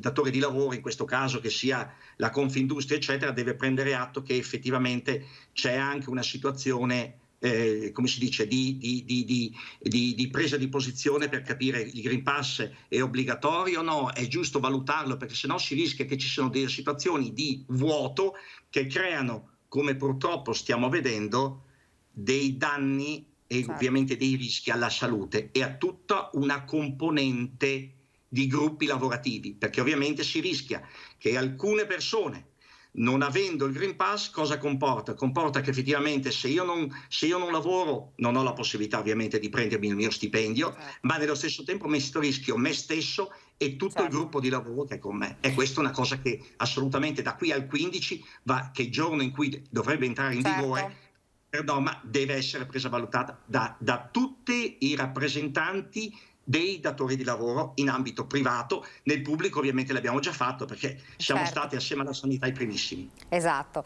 La ringrazio, grazie davvero, grazie e buon lavoro. Buon lavoro a voi, grazie. Grazie, noi adesso ci fermiamo per qualche istante di pubblicità, prima guardiamo insieme le previsioni del tempo, quindi il meteo, poi la pubblicità e torniamo in studio.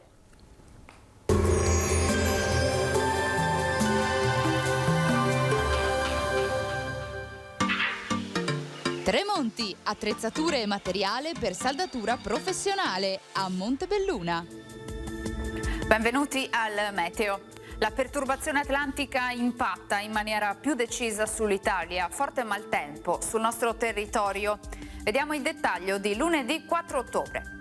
Sul Veneto al mattino non si escludono spazi asciutti e soleggiati, condizioni via via più instabili però, con cielo molto nuvoloso e precipitazioni diffuse, specie nella seconda parte della giornata, più consistenti sulle zone montane e pedemontane, con fenomeni anche a carattere di rovescio o temporale.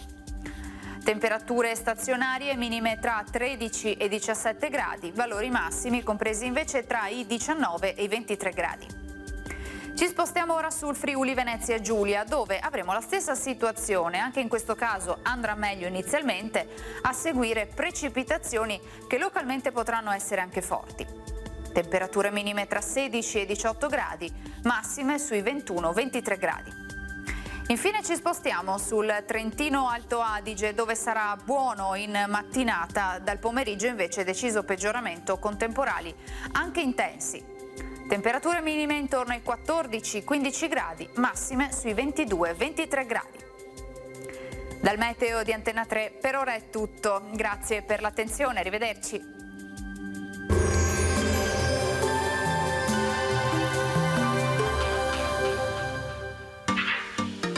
Tremonti, attrezzature e materiale per saldatura professionale a Montebelluna.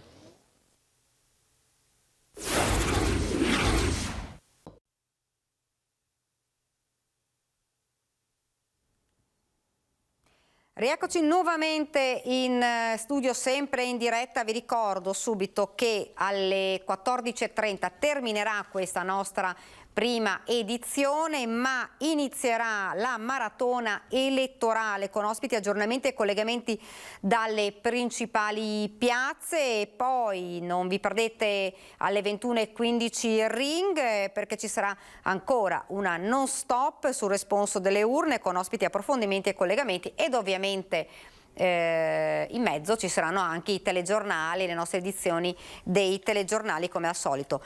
Parleremo anche del mondo del volontariato ora, parleremo di cosa accadrà fra poco con il Green Pass. Ancora ci dicono, l'abbiamo sentito anche prima, un po' di confusione e caos, e non si capisce come funzionerà dal 15 ottobre anche per i volontari.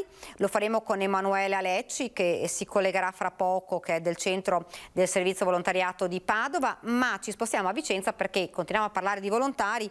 A Piazza del Signore è stata gremita e colorata perché le associazioni di volontariato hanno promosso la loro festa. Sentiamo e vediamo. Azioni solidali vicentine. Oltre 100 associazioni di volontariato hanno invaso pacificamente Piazza dei Signori per dare vita alla 21ª edizione dell'iniziativa che intende promuovere e valorizzare il terzo settore. Un carnet nutrito di proposte e conferenze programmate fino al 15 ottobre. Il tema unificante di questa edizione è il valore della comunità, il racconto dell'impegno attivo e presente del volontariato nella quotidianità di ciascuno. L'inaugurazione ufficiale dell'evento sotto la loggia del Capitaniato. Vicenza sostiene la proposta del centro di servizio per il volontariato. E oggi come assessore alla cultura abbiamo parlato, devo dire, di un concetto meraviglioso, il volontariato, la solidarietà come patrimonio immateriale dell'umanità protetta dall'UNESCO. C'è già la candidatura e devo dire che cultura, solidarietà e volontariato parlano esattamente lo stesso concetto. Mettono al centro l'essere umano, la qualità dell'essere umano e tutte quelle che sono le azioni belle, i messaggi positivi, il vivere bene, il cercare di andare incontro all'altro attraverso se stessi.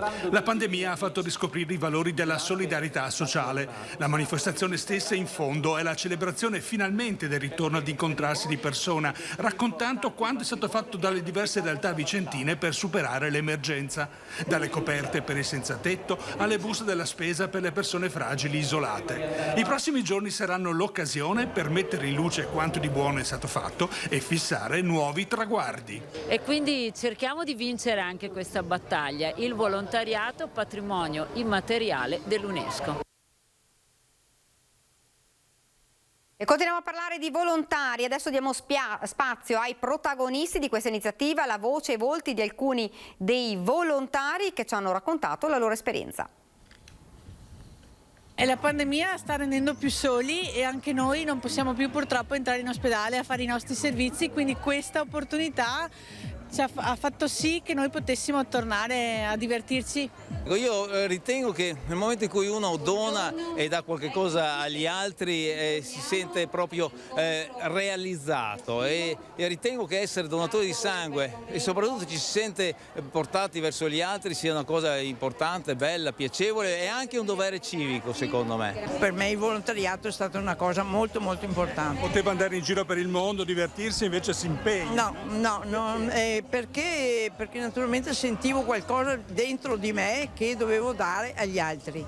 Ecco, questo è stato quello che mi ha spinto di doverlo fare e l'ho fatto e sto facendolo ancora. Beh, c'è curiosità rispetto a questa malattia che è la sindrome da fatica cronica, che è poco conosciuta e quindi ci fanno molte domande, è un po' difficile da far capire, però sicuramente c'è curiosità e interesse. Potrebbe essere un unico incontro telefonico che abbiamo tra di noi, però quando si conclude la telefonata, che magari si sente che la persona ha un po' pensato come riuscire a risolvere i propri problemi, dà anche una soddisfazione di aver fatto qualcosa di utile. Io sono andato in pensione qualche anno fa e ho deciso di dedicare almeno un paio di giorni a settimana agli altri. Qual è la molla proprio personale? In fondo col tempo libero uno può anche andarsene in vacanza, stare a casa, fare l'orto, invece lei proprio ha deciso di fare questo. Sì, fare l'orto vuol dire chiudersi in se stessi e parlare con le piante,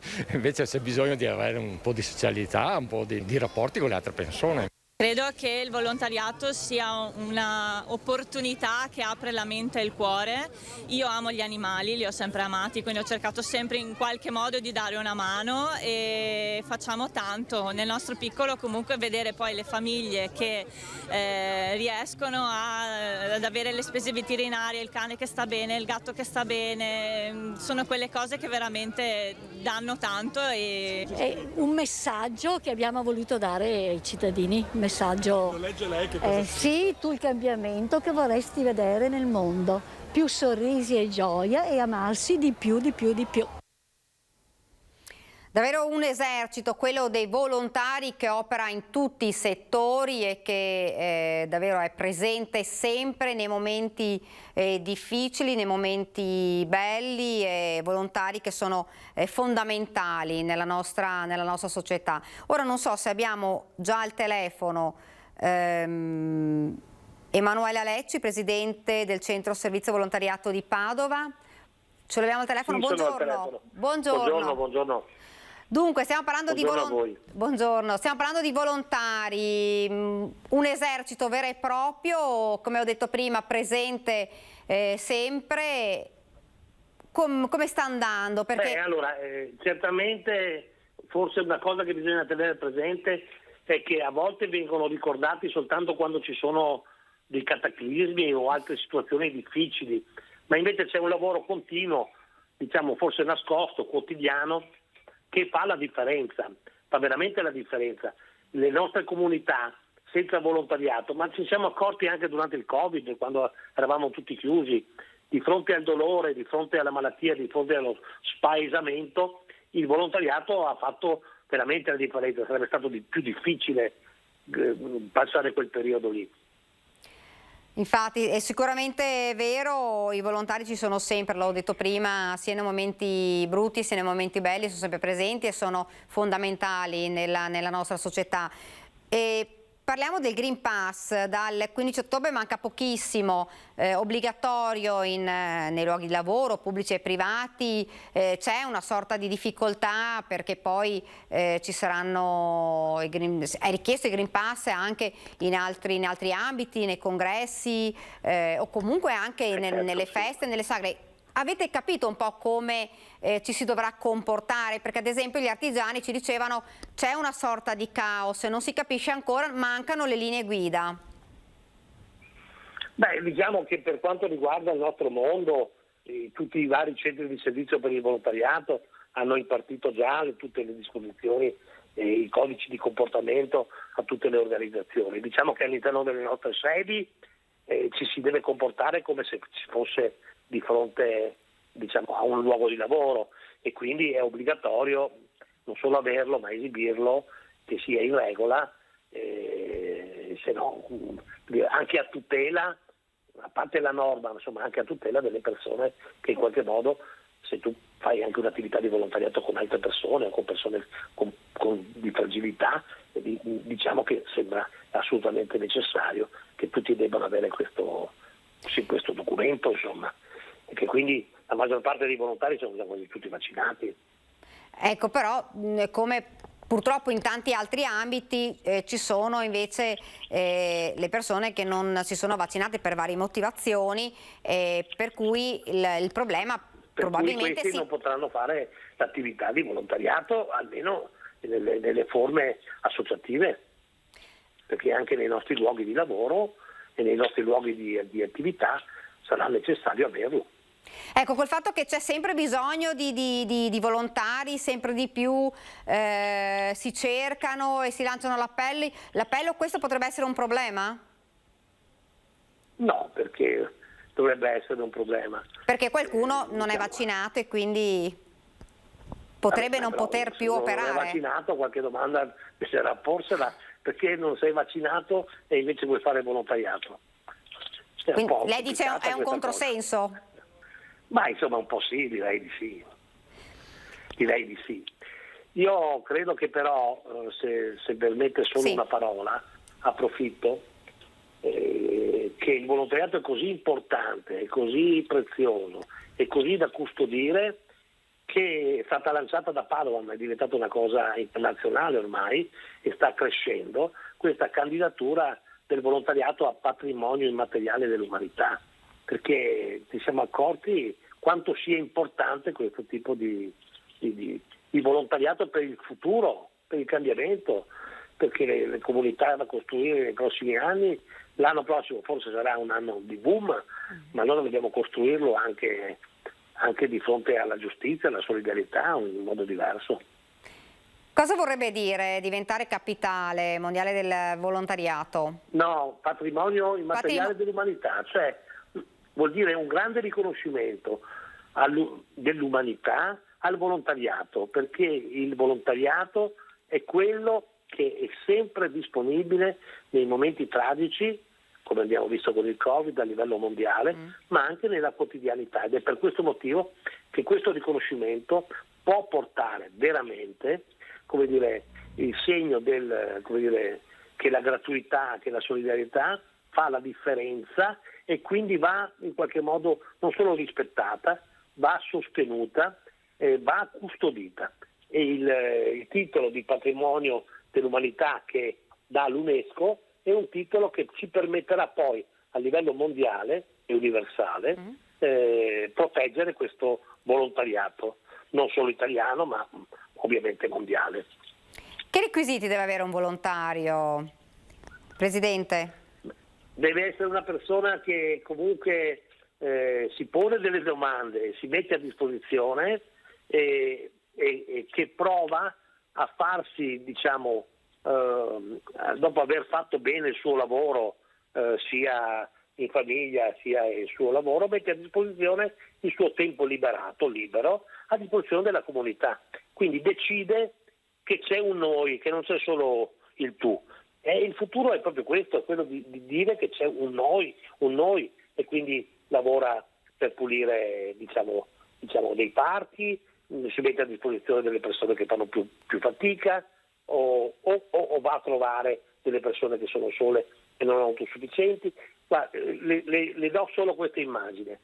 I giorni del lockdown, quello più totale, i nostri volontari, che poi alla fine sono arrivati più di 2.000-2.500 solo nella città di Padova, la prima cosa che abbiamo fatto è andare a incontrare i 5.000 anziani sopra i 75 anni che vivevano in qualche modo da soli.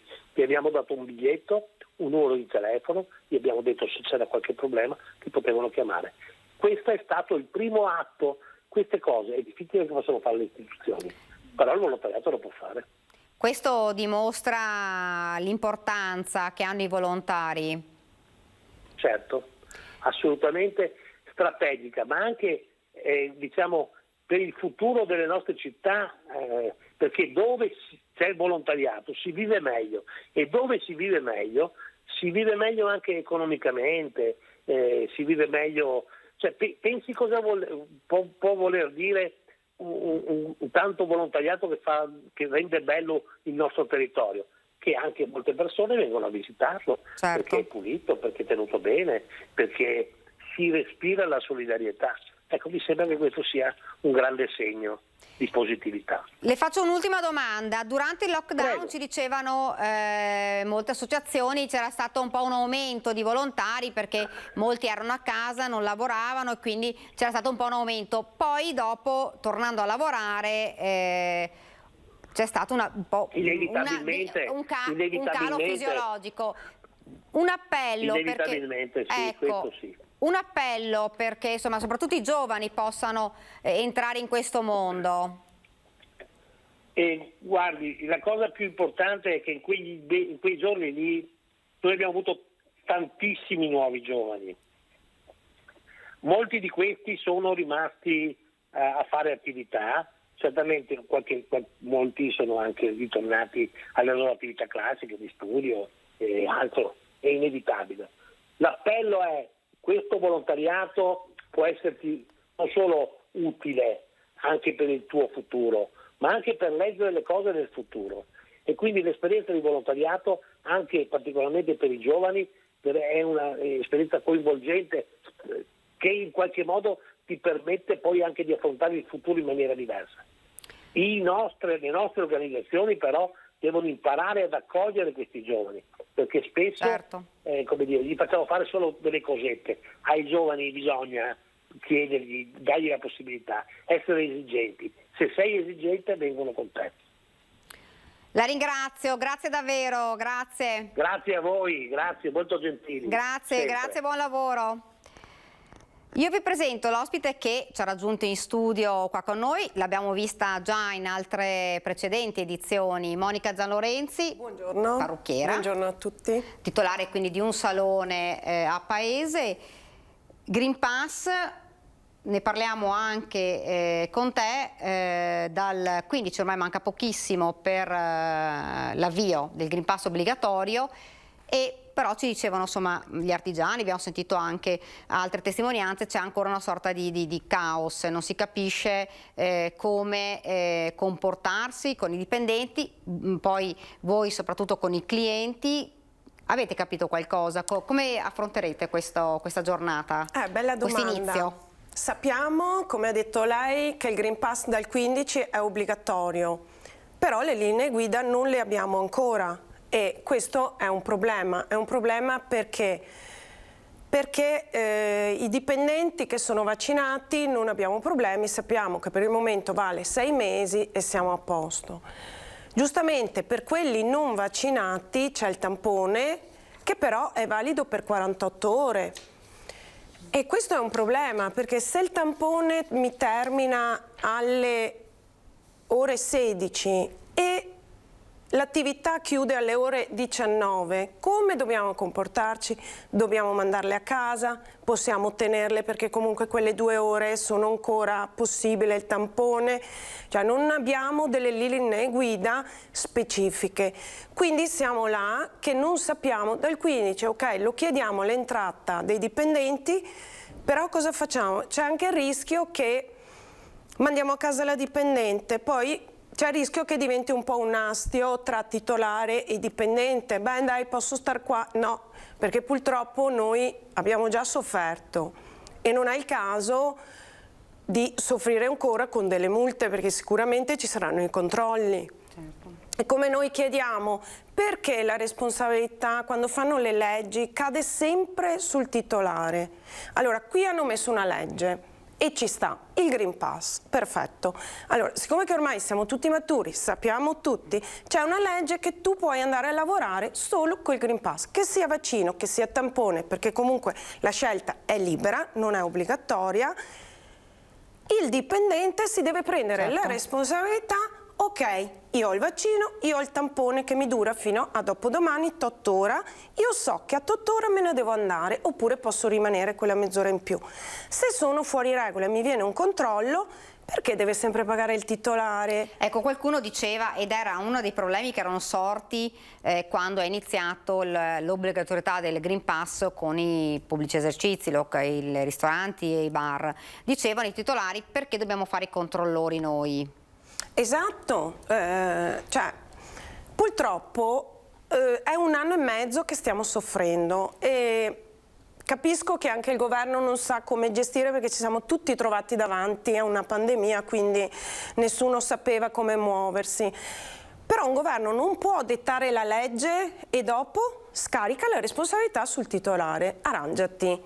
No, per favore, mi fai la legge con le linee guida e la responsabilità decade su chi deve ricadere, perché finché uno ha 2-3 dipendenti, mi sto chiedendo, quelle che hanno le fabbriche con 300 dipendenti, basta solo che 50 non siano vaccinati, ogni 48 ore chi è che si mette? Cioè bisogna pagare uno per 2 ore che fanno i controlli e scrivere, scaricare l'app, non è semplice, quindi che ci dia delle linee guida, ok, vale 48 ore, se lo fai la sera ti vale per, sei coperto 2 ore, 2 giorni e sei a posto. Se ti scade quella mezz'ora prima, quell'ora prima di terminare, va benissimo lo stesso. Il problema è che comunque non si trova neanche posto per fare i tamponi. Ecco, un'altra delle problematiche è questa. Abbiamo sentito qualche giorno fa una lavoratrice che ci ha detto: io ho dovuto prenotare, una persona che ovviamente non si era vaccinata, da qua a dicembre i tamponi ogni 48 ore ed sarà uno dei problemi che avranno tutte le persone che non hanno il vaccino e quindi dovranno avere il tampone ogni 48 ore per poter lavorare. È un problema anche questo, perché se il tampone mi scade alle 10 del mattino e noi abbiamo la dipendente che gli scade alle 10 e alle 11 ha di nuovo l'appuntamento con rifare il tampone, cosa fa? Va via dal posto di lavoro? Finché una mi sta anche bene e già una è un problema, ma chi ne ha 4-5, chi sono 50, cosa fanno? Per questo che chiediamo almeno che ci siano delle linee guida ben precise e almeno che sia tutelate quelle 2 ore fuori tampone, perché non credo che dalle 48 ore alle 50 una può essere infettiva, però perché non sappiamo come muoverci. Ecco, e cos'è la paura? Di prendere la multa. Già abbiamo sofferto, sono multe carissime e il carico è sempre del titolare. Sì, glielo dà anche a chi è scaduto il Green Pass, però al titolare che non ha controllato. Ecco, un altro problema che ci ponevano era quello del: se devo sostituire una persona che lavora non è facile, perché anche nel vostro ambito soprattutto sono persone che conoscete, che hanno già imparato a lavorare con voi, e doverla sostituire non è poi così semplice, visto che mancano anche insomma lavoratori e non si trovano sì, non è facile, perché comunque anche nel mio settore, come nel settore delle estetiste, anche i ristoratori, un semplice cameriere, tu sai che hai il dipendente da 2-3 anni, non serve più che parli, sa fare. Assumerne un altro non è un problema l'assunzione, il problema è che dobbiamo perdere un anno di tempo, perché per capirci, per insegnargli il metodo di lavoro e tutto, e quindi è un problema nostro, è questo che noi chiediamo, cioè è 1 anno e mezzo che il governo non ci viene incontro, detta legge e basta, adesso ci deve venire incontro. Tra l'altro voi, come anticipavi tu, venite da 2 anni sicuramente difficili, dove più che insomma ricavi avete avuto parecchie perdite, e adesso state ricominciando.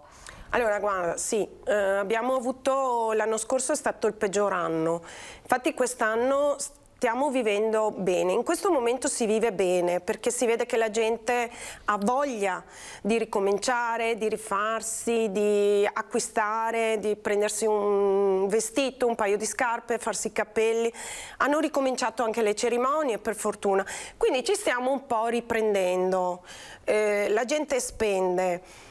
Noi siamo anche un po' più sereni, perché già per noi l'incubo del venerdì, il famoso incubo del venerdì, zona gialla, zona rossa, zona arancione, quindi dal lunedì non sappiamo se siamo aperti, già che questa non ci sia, per noi è già un sollievo. Però adesso tra 1 settimana siamo di nuovo nel patatrac, perché abbiamo sto problema del Green Pass. E quindi vorremmo un attimo vivere tranquilli. Ecco, per chi diceva, ma i titolari potrebbero pagare i tamponi ai dipendenti? Allora, io non obbligo nessuno, io sono di quelle che dico chi vuole vaccinarsi si vaccini, chi non vuole non si vaccini, perché la libera scelta, non critico né l'uno né l'altro, ognuno fa quello che vuole giustamente, però si sa benissimo che uno che ha il vaccino non ha spese, uno che ha il tampone ha delle spese, però è una scelta che fai tu, perché devo andare a pagarla io? Cioè, già noi titolari non abbiamo avuto niente, almeno i dipendenti, la cassa integrazione che sia arrivata con 3-4 mesi di ritardo, però gli è arrivata. A noi non è arrivato niente, noi stiamo ancora aspettando qualcosina del lockdown ultimo fatto a marzo. Che non è arrivato. Non è ancora arrivato nulla. E quindi se adesso mi dicono paghi lei i tamponi per le sue dipendenti, ripeto, se una ne ha una, ok. Quelle attività che ne hanno magari 40 o 50, cioè è meglio chiudere il locale, è meglio chiudere. Noi poi fra qualche minuto dovremo collegarci con la nostra Luisa Bertini da Treviso, perché c'è stata un'operazione dei carabinieri di Treviso, un arresto di un rapinatore, di un 20enne che ha fatto diversi furti e rapine a mano armata. Poi se riusciamo ad avere Luisa Bertini, che così ci spiega di questa operazione, un'operazione importante da parte dei carabinieri di Treviso. Tornando a parlare invece della situazione un po' del settore parrucchiere, estetiste, un settore che abbiamo detto è stato un settore che ha avuto più problemi durante questi 2 anni. Se fai un bilancio di questi 2 anni. Allora, è stata molto, cioè io credo di non aver mai vissuto un momento così brutto della mia vita, perché comunque quando uno apre un'attività lo apre perché proprio ce l'ha nel cuore, ha voglia di fare un qualcosa e se lo sente. Quando ci dicevano passiamo in zona gialla, quindi tu chiudi, era come abbandonare il nostro posto di lavoro, cioè stavamo male, almeno io ho sofferto moltissimo. Non avrei mai pensato sinceramente, io ho avuto clienti che mi telefonavano a casa e mi dicevano Monica ti aspettiamo, e questo è stato veramente un sollievo per noi, E devo essere sincera, sono tornati tutti ci hanno aspettato e vedere di nuovo il negozio pieno, anche perché la gente comunque rimanendo in casa chiusa, poi quando è stato aperto un po' avevano voglia di... E io ho osservato una cosa, che comunque il lockdown ha insegnato alle persone di curarsi di più. Io vedevo prima, bene o male, magari la gente, vabbè, non ho tempo, non ho, passo la prossima settimana, non so quando vai. No, adesso addirittura danno gli appuntamenti di settimana in settimana perché non vogliono mancare di curar se stesso. Ecco, poi dopo ti farò anche un'altra domanda, però vedo che già dovremmo avere al telefono la nostra Luisa Bertini. Luisa, buongiorno. Sì, buongiorno a te, per una notizia di cronaca, perché continuano le rapine da parte di giovanissimi, addirittura dell'episodio che ti racconto sono stati aggrediti, picchiati, minacciati addirittura con un coltello a serramanico, scaraventati a terra, uno dei due è stato colpito con dei calci alla testa, due ragazzi di 17-18 anni della provincia di Venezia che hanno subito una rapina nella notte tra sabato e domenica all'esterno di un locale di via Pisania a Monastir di Treviso. Sono stati avvicinati da un gruppo di giovani, fra i quali un ventenne bellunese di origini nordafricane, già noto alle forze dell'ordine, poi arrestato in flagranza, al quale questi due ragazzi terrorizzati hanno consegnato i loro portafogli. Quindi ancora sotto shock hanno poi allertato i carabinieri che hanno trovato, in base alle costruzioni fornite, questo ragazzo con una borsa che teneva con sé e in cui teneva un vero e proprio bottino, quindi un orecchino con dei brillantini, rubato a un ragazzo di Silea, un cellulare, un orologio, una catenina. Il giovane in carcere è stato arrestato per furto e rapina a mano armata e intanto le indagini dei militari dell'arma si concentrano per accertare la presenza e le eventuali responsabilità di complici e risalire ai proprietari per poi restituire l'area furtiva trovata. Comunque è l'ennesimo, episodio che coinvolge giovanissimi. Da Treviso è tutto, Daniela. Grazie davvero Luisa, grazie per averci dato la notizia, grazie e buon lavoro.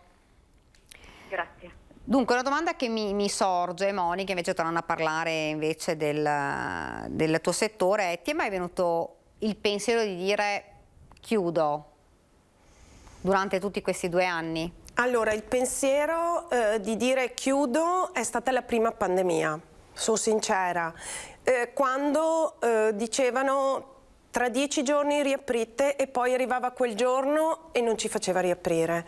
Fra 10 giorni riaprite e poi cosa succedeva? Che continuavano ad arrivare le tasse, le bollette e gli affitti, perché noi abbiamo pagato sempre tutto, anche le bollette, sebbene che non ne facevamo uso, perché corrente era chiuso, le immondizie non è buttato, però il fisso l'abbiamo sempre pagato. E quindi diciamo, finché era il primo mese, ok, già il secondo, il terzo mese, tanto che avevano detto il 1° giugno, e poi abbiamo fatto un po' di scioperi, un po' di conteste, siamo arrivati per fortuna al 18 maggio.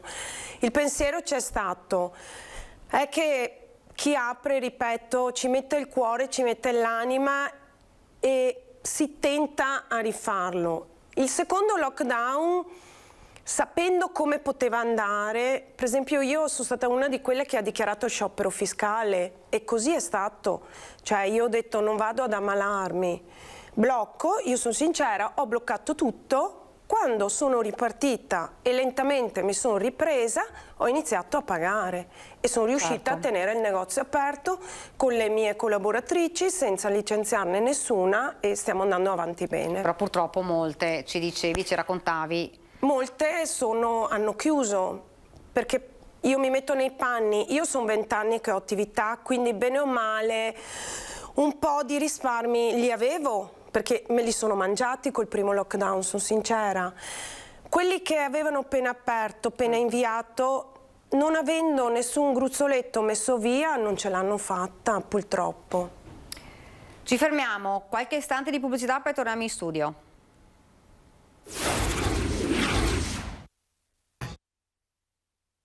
Rieccoci nuovamente in diretta per quest'ultima parte della nostra prima edizione. Vi ricordo ancora che alle 14:30 non cambiate canale perché prenderà il via la maratona elettorale con ospiti, aggiornamenti e collegamenti dalle principali piazze. Dalle 15 a urne chiuse va via i commenti con i protagonisti della campagna elettorale, valutazioni, dibattiti, previsioni e soprattutto risultati che arriveranno nel corso del pomeriggio o nella serata. Poi alle 21:15 vi ricordo Ring, una non stop sul responso delle urne.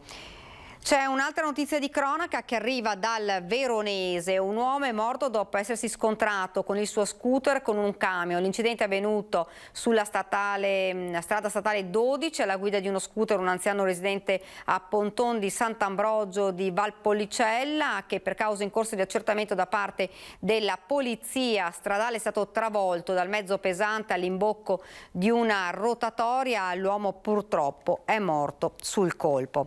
Prima abbiamo parlato anche con il presidente Pozza di industriali, di resilienza, di ripresa, e a Piazzola in Villa Contarini c'è stata proprio l'assemblea 2021 dei giovani imprenditori di Assindustria Veneto Centro e lo slogan era Agiamo, lo slogan dell'incontro che partendo dai dati più confortanti di ripresa guarda la sfida più importante per il Paese che è il Piano Nazionale di Ripresa e Resilienza. Vediamo. È la generazione Erasmus dei giovani imprenditori, quella che si è data appuntamento, ritornando in presenza, all'Assemblea Pubblica 2021 dei giovani di Assindustria Veneto Centro. La ripresa è tangibile. A Padova e Treviso l'export è in crescita per un valore di 12,4 miliardi di euro, il 3,5% in più del 2019, anno pre-pandemia. Il mercato del lavoro in recupero. La produzione tra aprile e giugno segna un più 9,9% rispetto al 2019. Sicurezze costellate di incognite come il costo dell'energia o il problema delle materie prime e dell'assunzione di personale formato con un orizzonte certo. Il Piano Nazionale di Resistenza e Resilienza, di cui i giovani imprenditori chiedono con forza attraverso la loro nuova presidente Alice Pretto di essere protagonisti. L'Europa ce ne dà l'opportunità e noi vogliamo mettere anche la nostra parola, il nostro impegno e quindi quest'anno lavoreremo per produrre un documento che presenteremo il prossimo anno e che sarà frutto delle nostre proposte concrete per il territorio. Fa eco il presidente di Assindustria Veneto Centro, Leopoldo Destro. I giovani devono essere parte integrante della squadra di Assindustria Veneto Centro. Il tema di oggi è Agiamo, io aggiungo Agiamo coesi insieme. Imprenditori giovani con idee ed energie pronti a portare novità nella loro visione di impresa. Il fenomeno a cui stiamo assistendo è il rientro di figli di giovani di imprenditori stanno ritornando nelle aziende o addirittura rientrano dei giovani dall'estero e aprono nuove realtà, rilevano realtà, quindi non è solo una questione di start-up ma è una questione anche di rilevare, di mettersi al fianco di imprenditori che non hanno un cambio generazionale e apprendere nuove competenze e poi ovviamente con quello che si impara da altre culture non può che moltiplicarsi la forza. Dunque avete sentito ripresa, resilienza, insomma la ripresa economica fondamentale per tutti i settori, anche per il vostro. Sì, è molto fondamentale. Per fortuna ci stiamo riprendendo, siamo un po' più tranquilli, la gente è un po' più tranquilla. C'è più fiducia? C'è più fiducia, sì, perché c'è meno... per fortuna i contagi sono scesi, quindi la gente è più fiduciosa, più fiducia, esce, sicura, spende, fa... Vogliamo tornare alla vita normale, questo secondo me adesso è l'obiettivo di tutti. Quello insomma si spera di tornare alla vita normale, di togliere anche le mascherine, anche se sarà forse abbandoneremo la mascherina forse un po' più in là rispetto al Green Pass. E tante giovani vogliono iniziare il lavoro di parrucchiere, di estetista, stanno uscendo anche moltissime, c'è stata la scuola di parrucchiere, moltissime ragazze. Se dovessi dare un consiglio alle ragazze che vogliono intraprendere la tua strada, anche dopo aver vissuto questi 2 anni? Allora, anche loro hanno sofferto molto, perché le scuole, soprattutto le superiori, sono quelle che hanno sofferto di più, perché 2 anni a casa, il primo anno a casa del tutto, l'anno scorso entravano solo per esempio i professionali, solo per i laboratori, e quindi povere si sono trovate.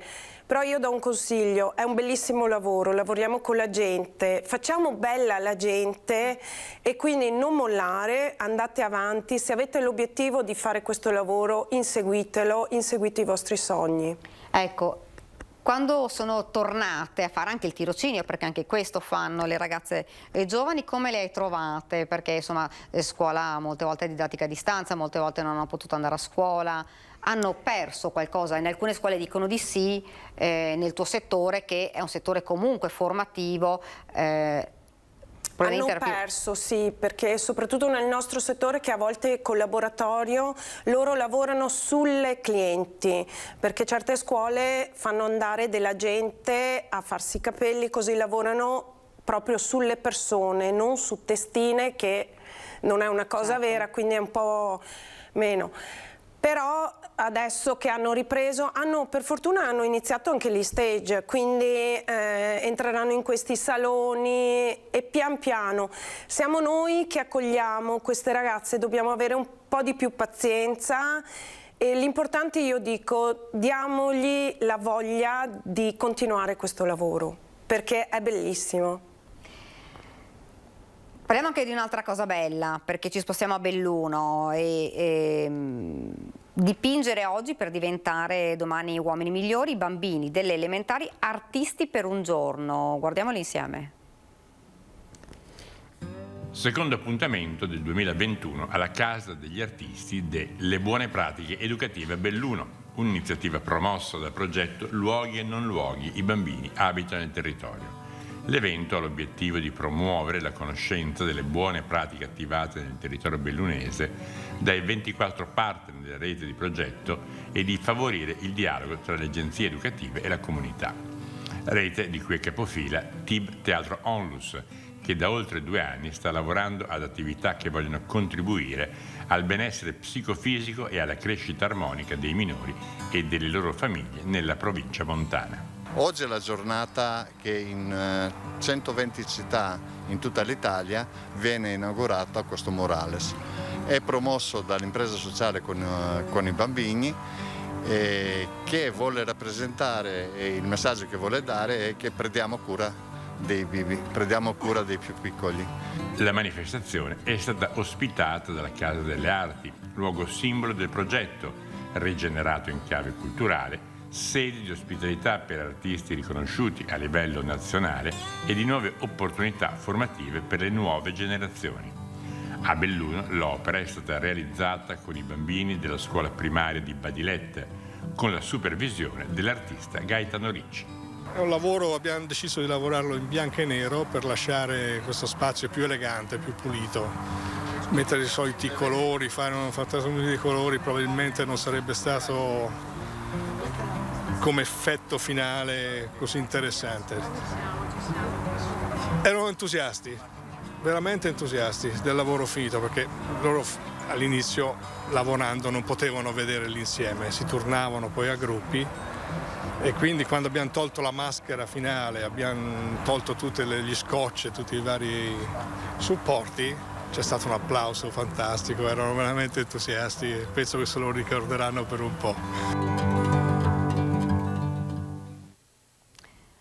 Vedere queste iniziative, quindi un po' il rientro, il ritorno alla normalità, rivedere i bambini e rivedere insomma questo, che effetto ti fa? È molto Monica? emozionante, anche perché io penso che abbiamo sofferto noi adulti sapendo come affrontare le cose. Penso che i bambini hanno sofferto tanto, soprattutto un bambino piccolo che comunque non riconosce le persone con la mascherina, già facciamo fatica a riconoscerci noi e quindi questi poveri bimbi che non riconoscevano più i nonni, poi per un periodo non hanno potuto vederli, quindi rivedere il sorriso, la felicità di questi bambini è quello che ti fa forse la voglia di andare avanti e di sperare che prima o poi tutto finisca e di togliere anche questa mascherina. Anche se purtroppo, l'abbiamo sempre detto, si tornerà sicuramente ad una normalità, ma quello che è accaduto non verrà cancellato nelle menti di chi l'ha vissuto. Beh, penso che sia impossibile dimenticare così. Io penso che come i nostri nonni, bisnonni si ricordavano la guerra, noi ci ricorderemo questo. Un domani i figli dei nostri figli lo racconteranno come una guerra che abbiamo vissuto, perché alla fine è stata una guerra di un virus, però c'era. Certo. Perché i morti ci sono stati, era una guerra virale e quindi è impossibile dimenticare. Ecco, una domanda che ti vorrei fare è questa. Le clienti che arrivano chiedono a voi, ad esempio, avete il vaccino, perché c'è ancora la preoccupazione di chi non ce l'ha, perché nonostante, lo diciamo, una persona sia vaccinata, se viene a contatto con una persona che invece ha il virus, non finisce in rianimazione, lo diciamo perché l'abbiamo detto più volte, ma non lo diciamo noi, lo dicono i sanitari, lo dicono le persone che sono ricoverate, però possono essere contagiate. C'è ancora questa paura? Vengono da voi a chiedervelo?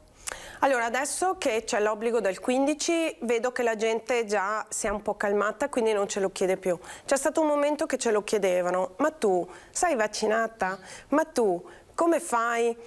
Allora io sempre, per non creare disagi né tra un cliente vaccinato e un cliente non vaccinato, io ho sempre detto, io uso questa strategia, non serve né vaccino né tampone, serve il Green Pass, che è lo stesso che sia vaccino che sia tampone, e quindi cerco, però la paura della gente c'è stata all'inizio, sì.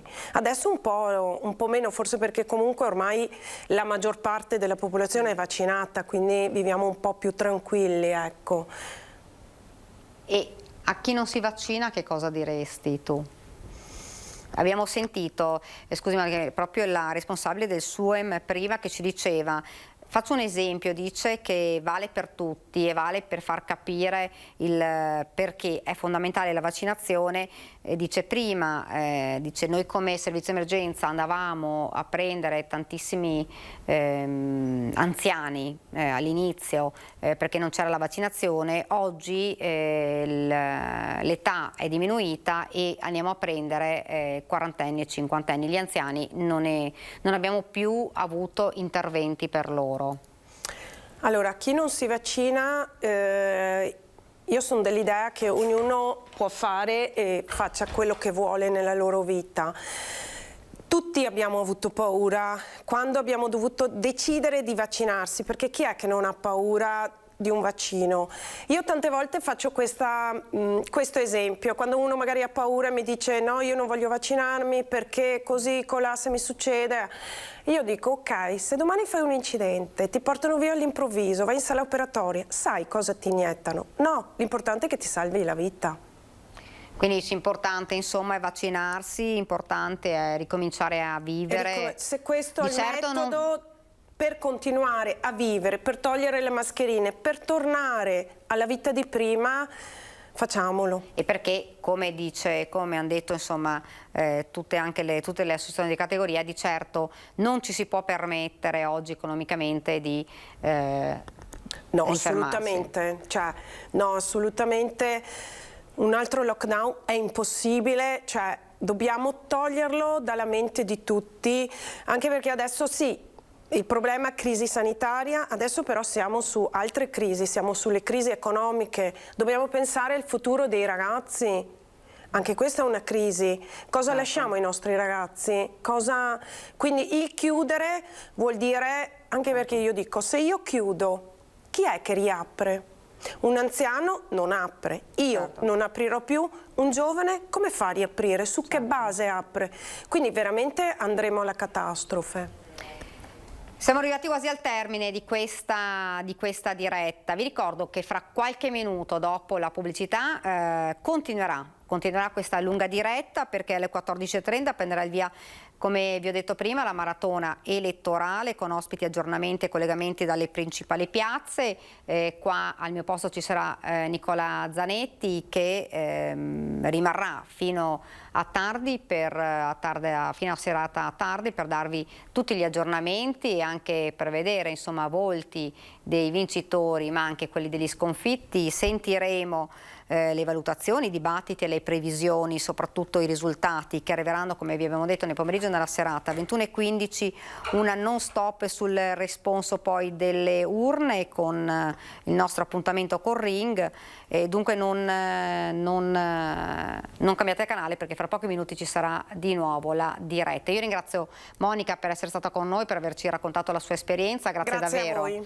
E ringrazio soprattutto i colleghi che sono in regia, Renato Capoio e Alessandro Granziera, per essere stati con noi, insomma, averci aiutato in questa diretta. Grazie anche a loro e grazie a voi per averci seguito. Arrivederci.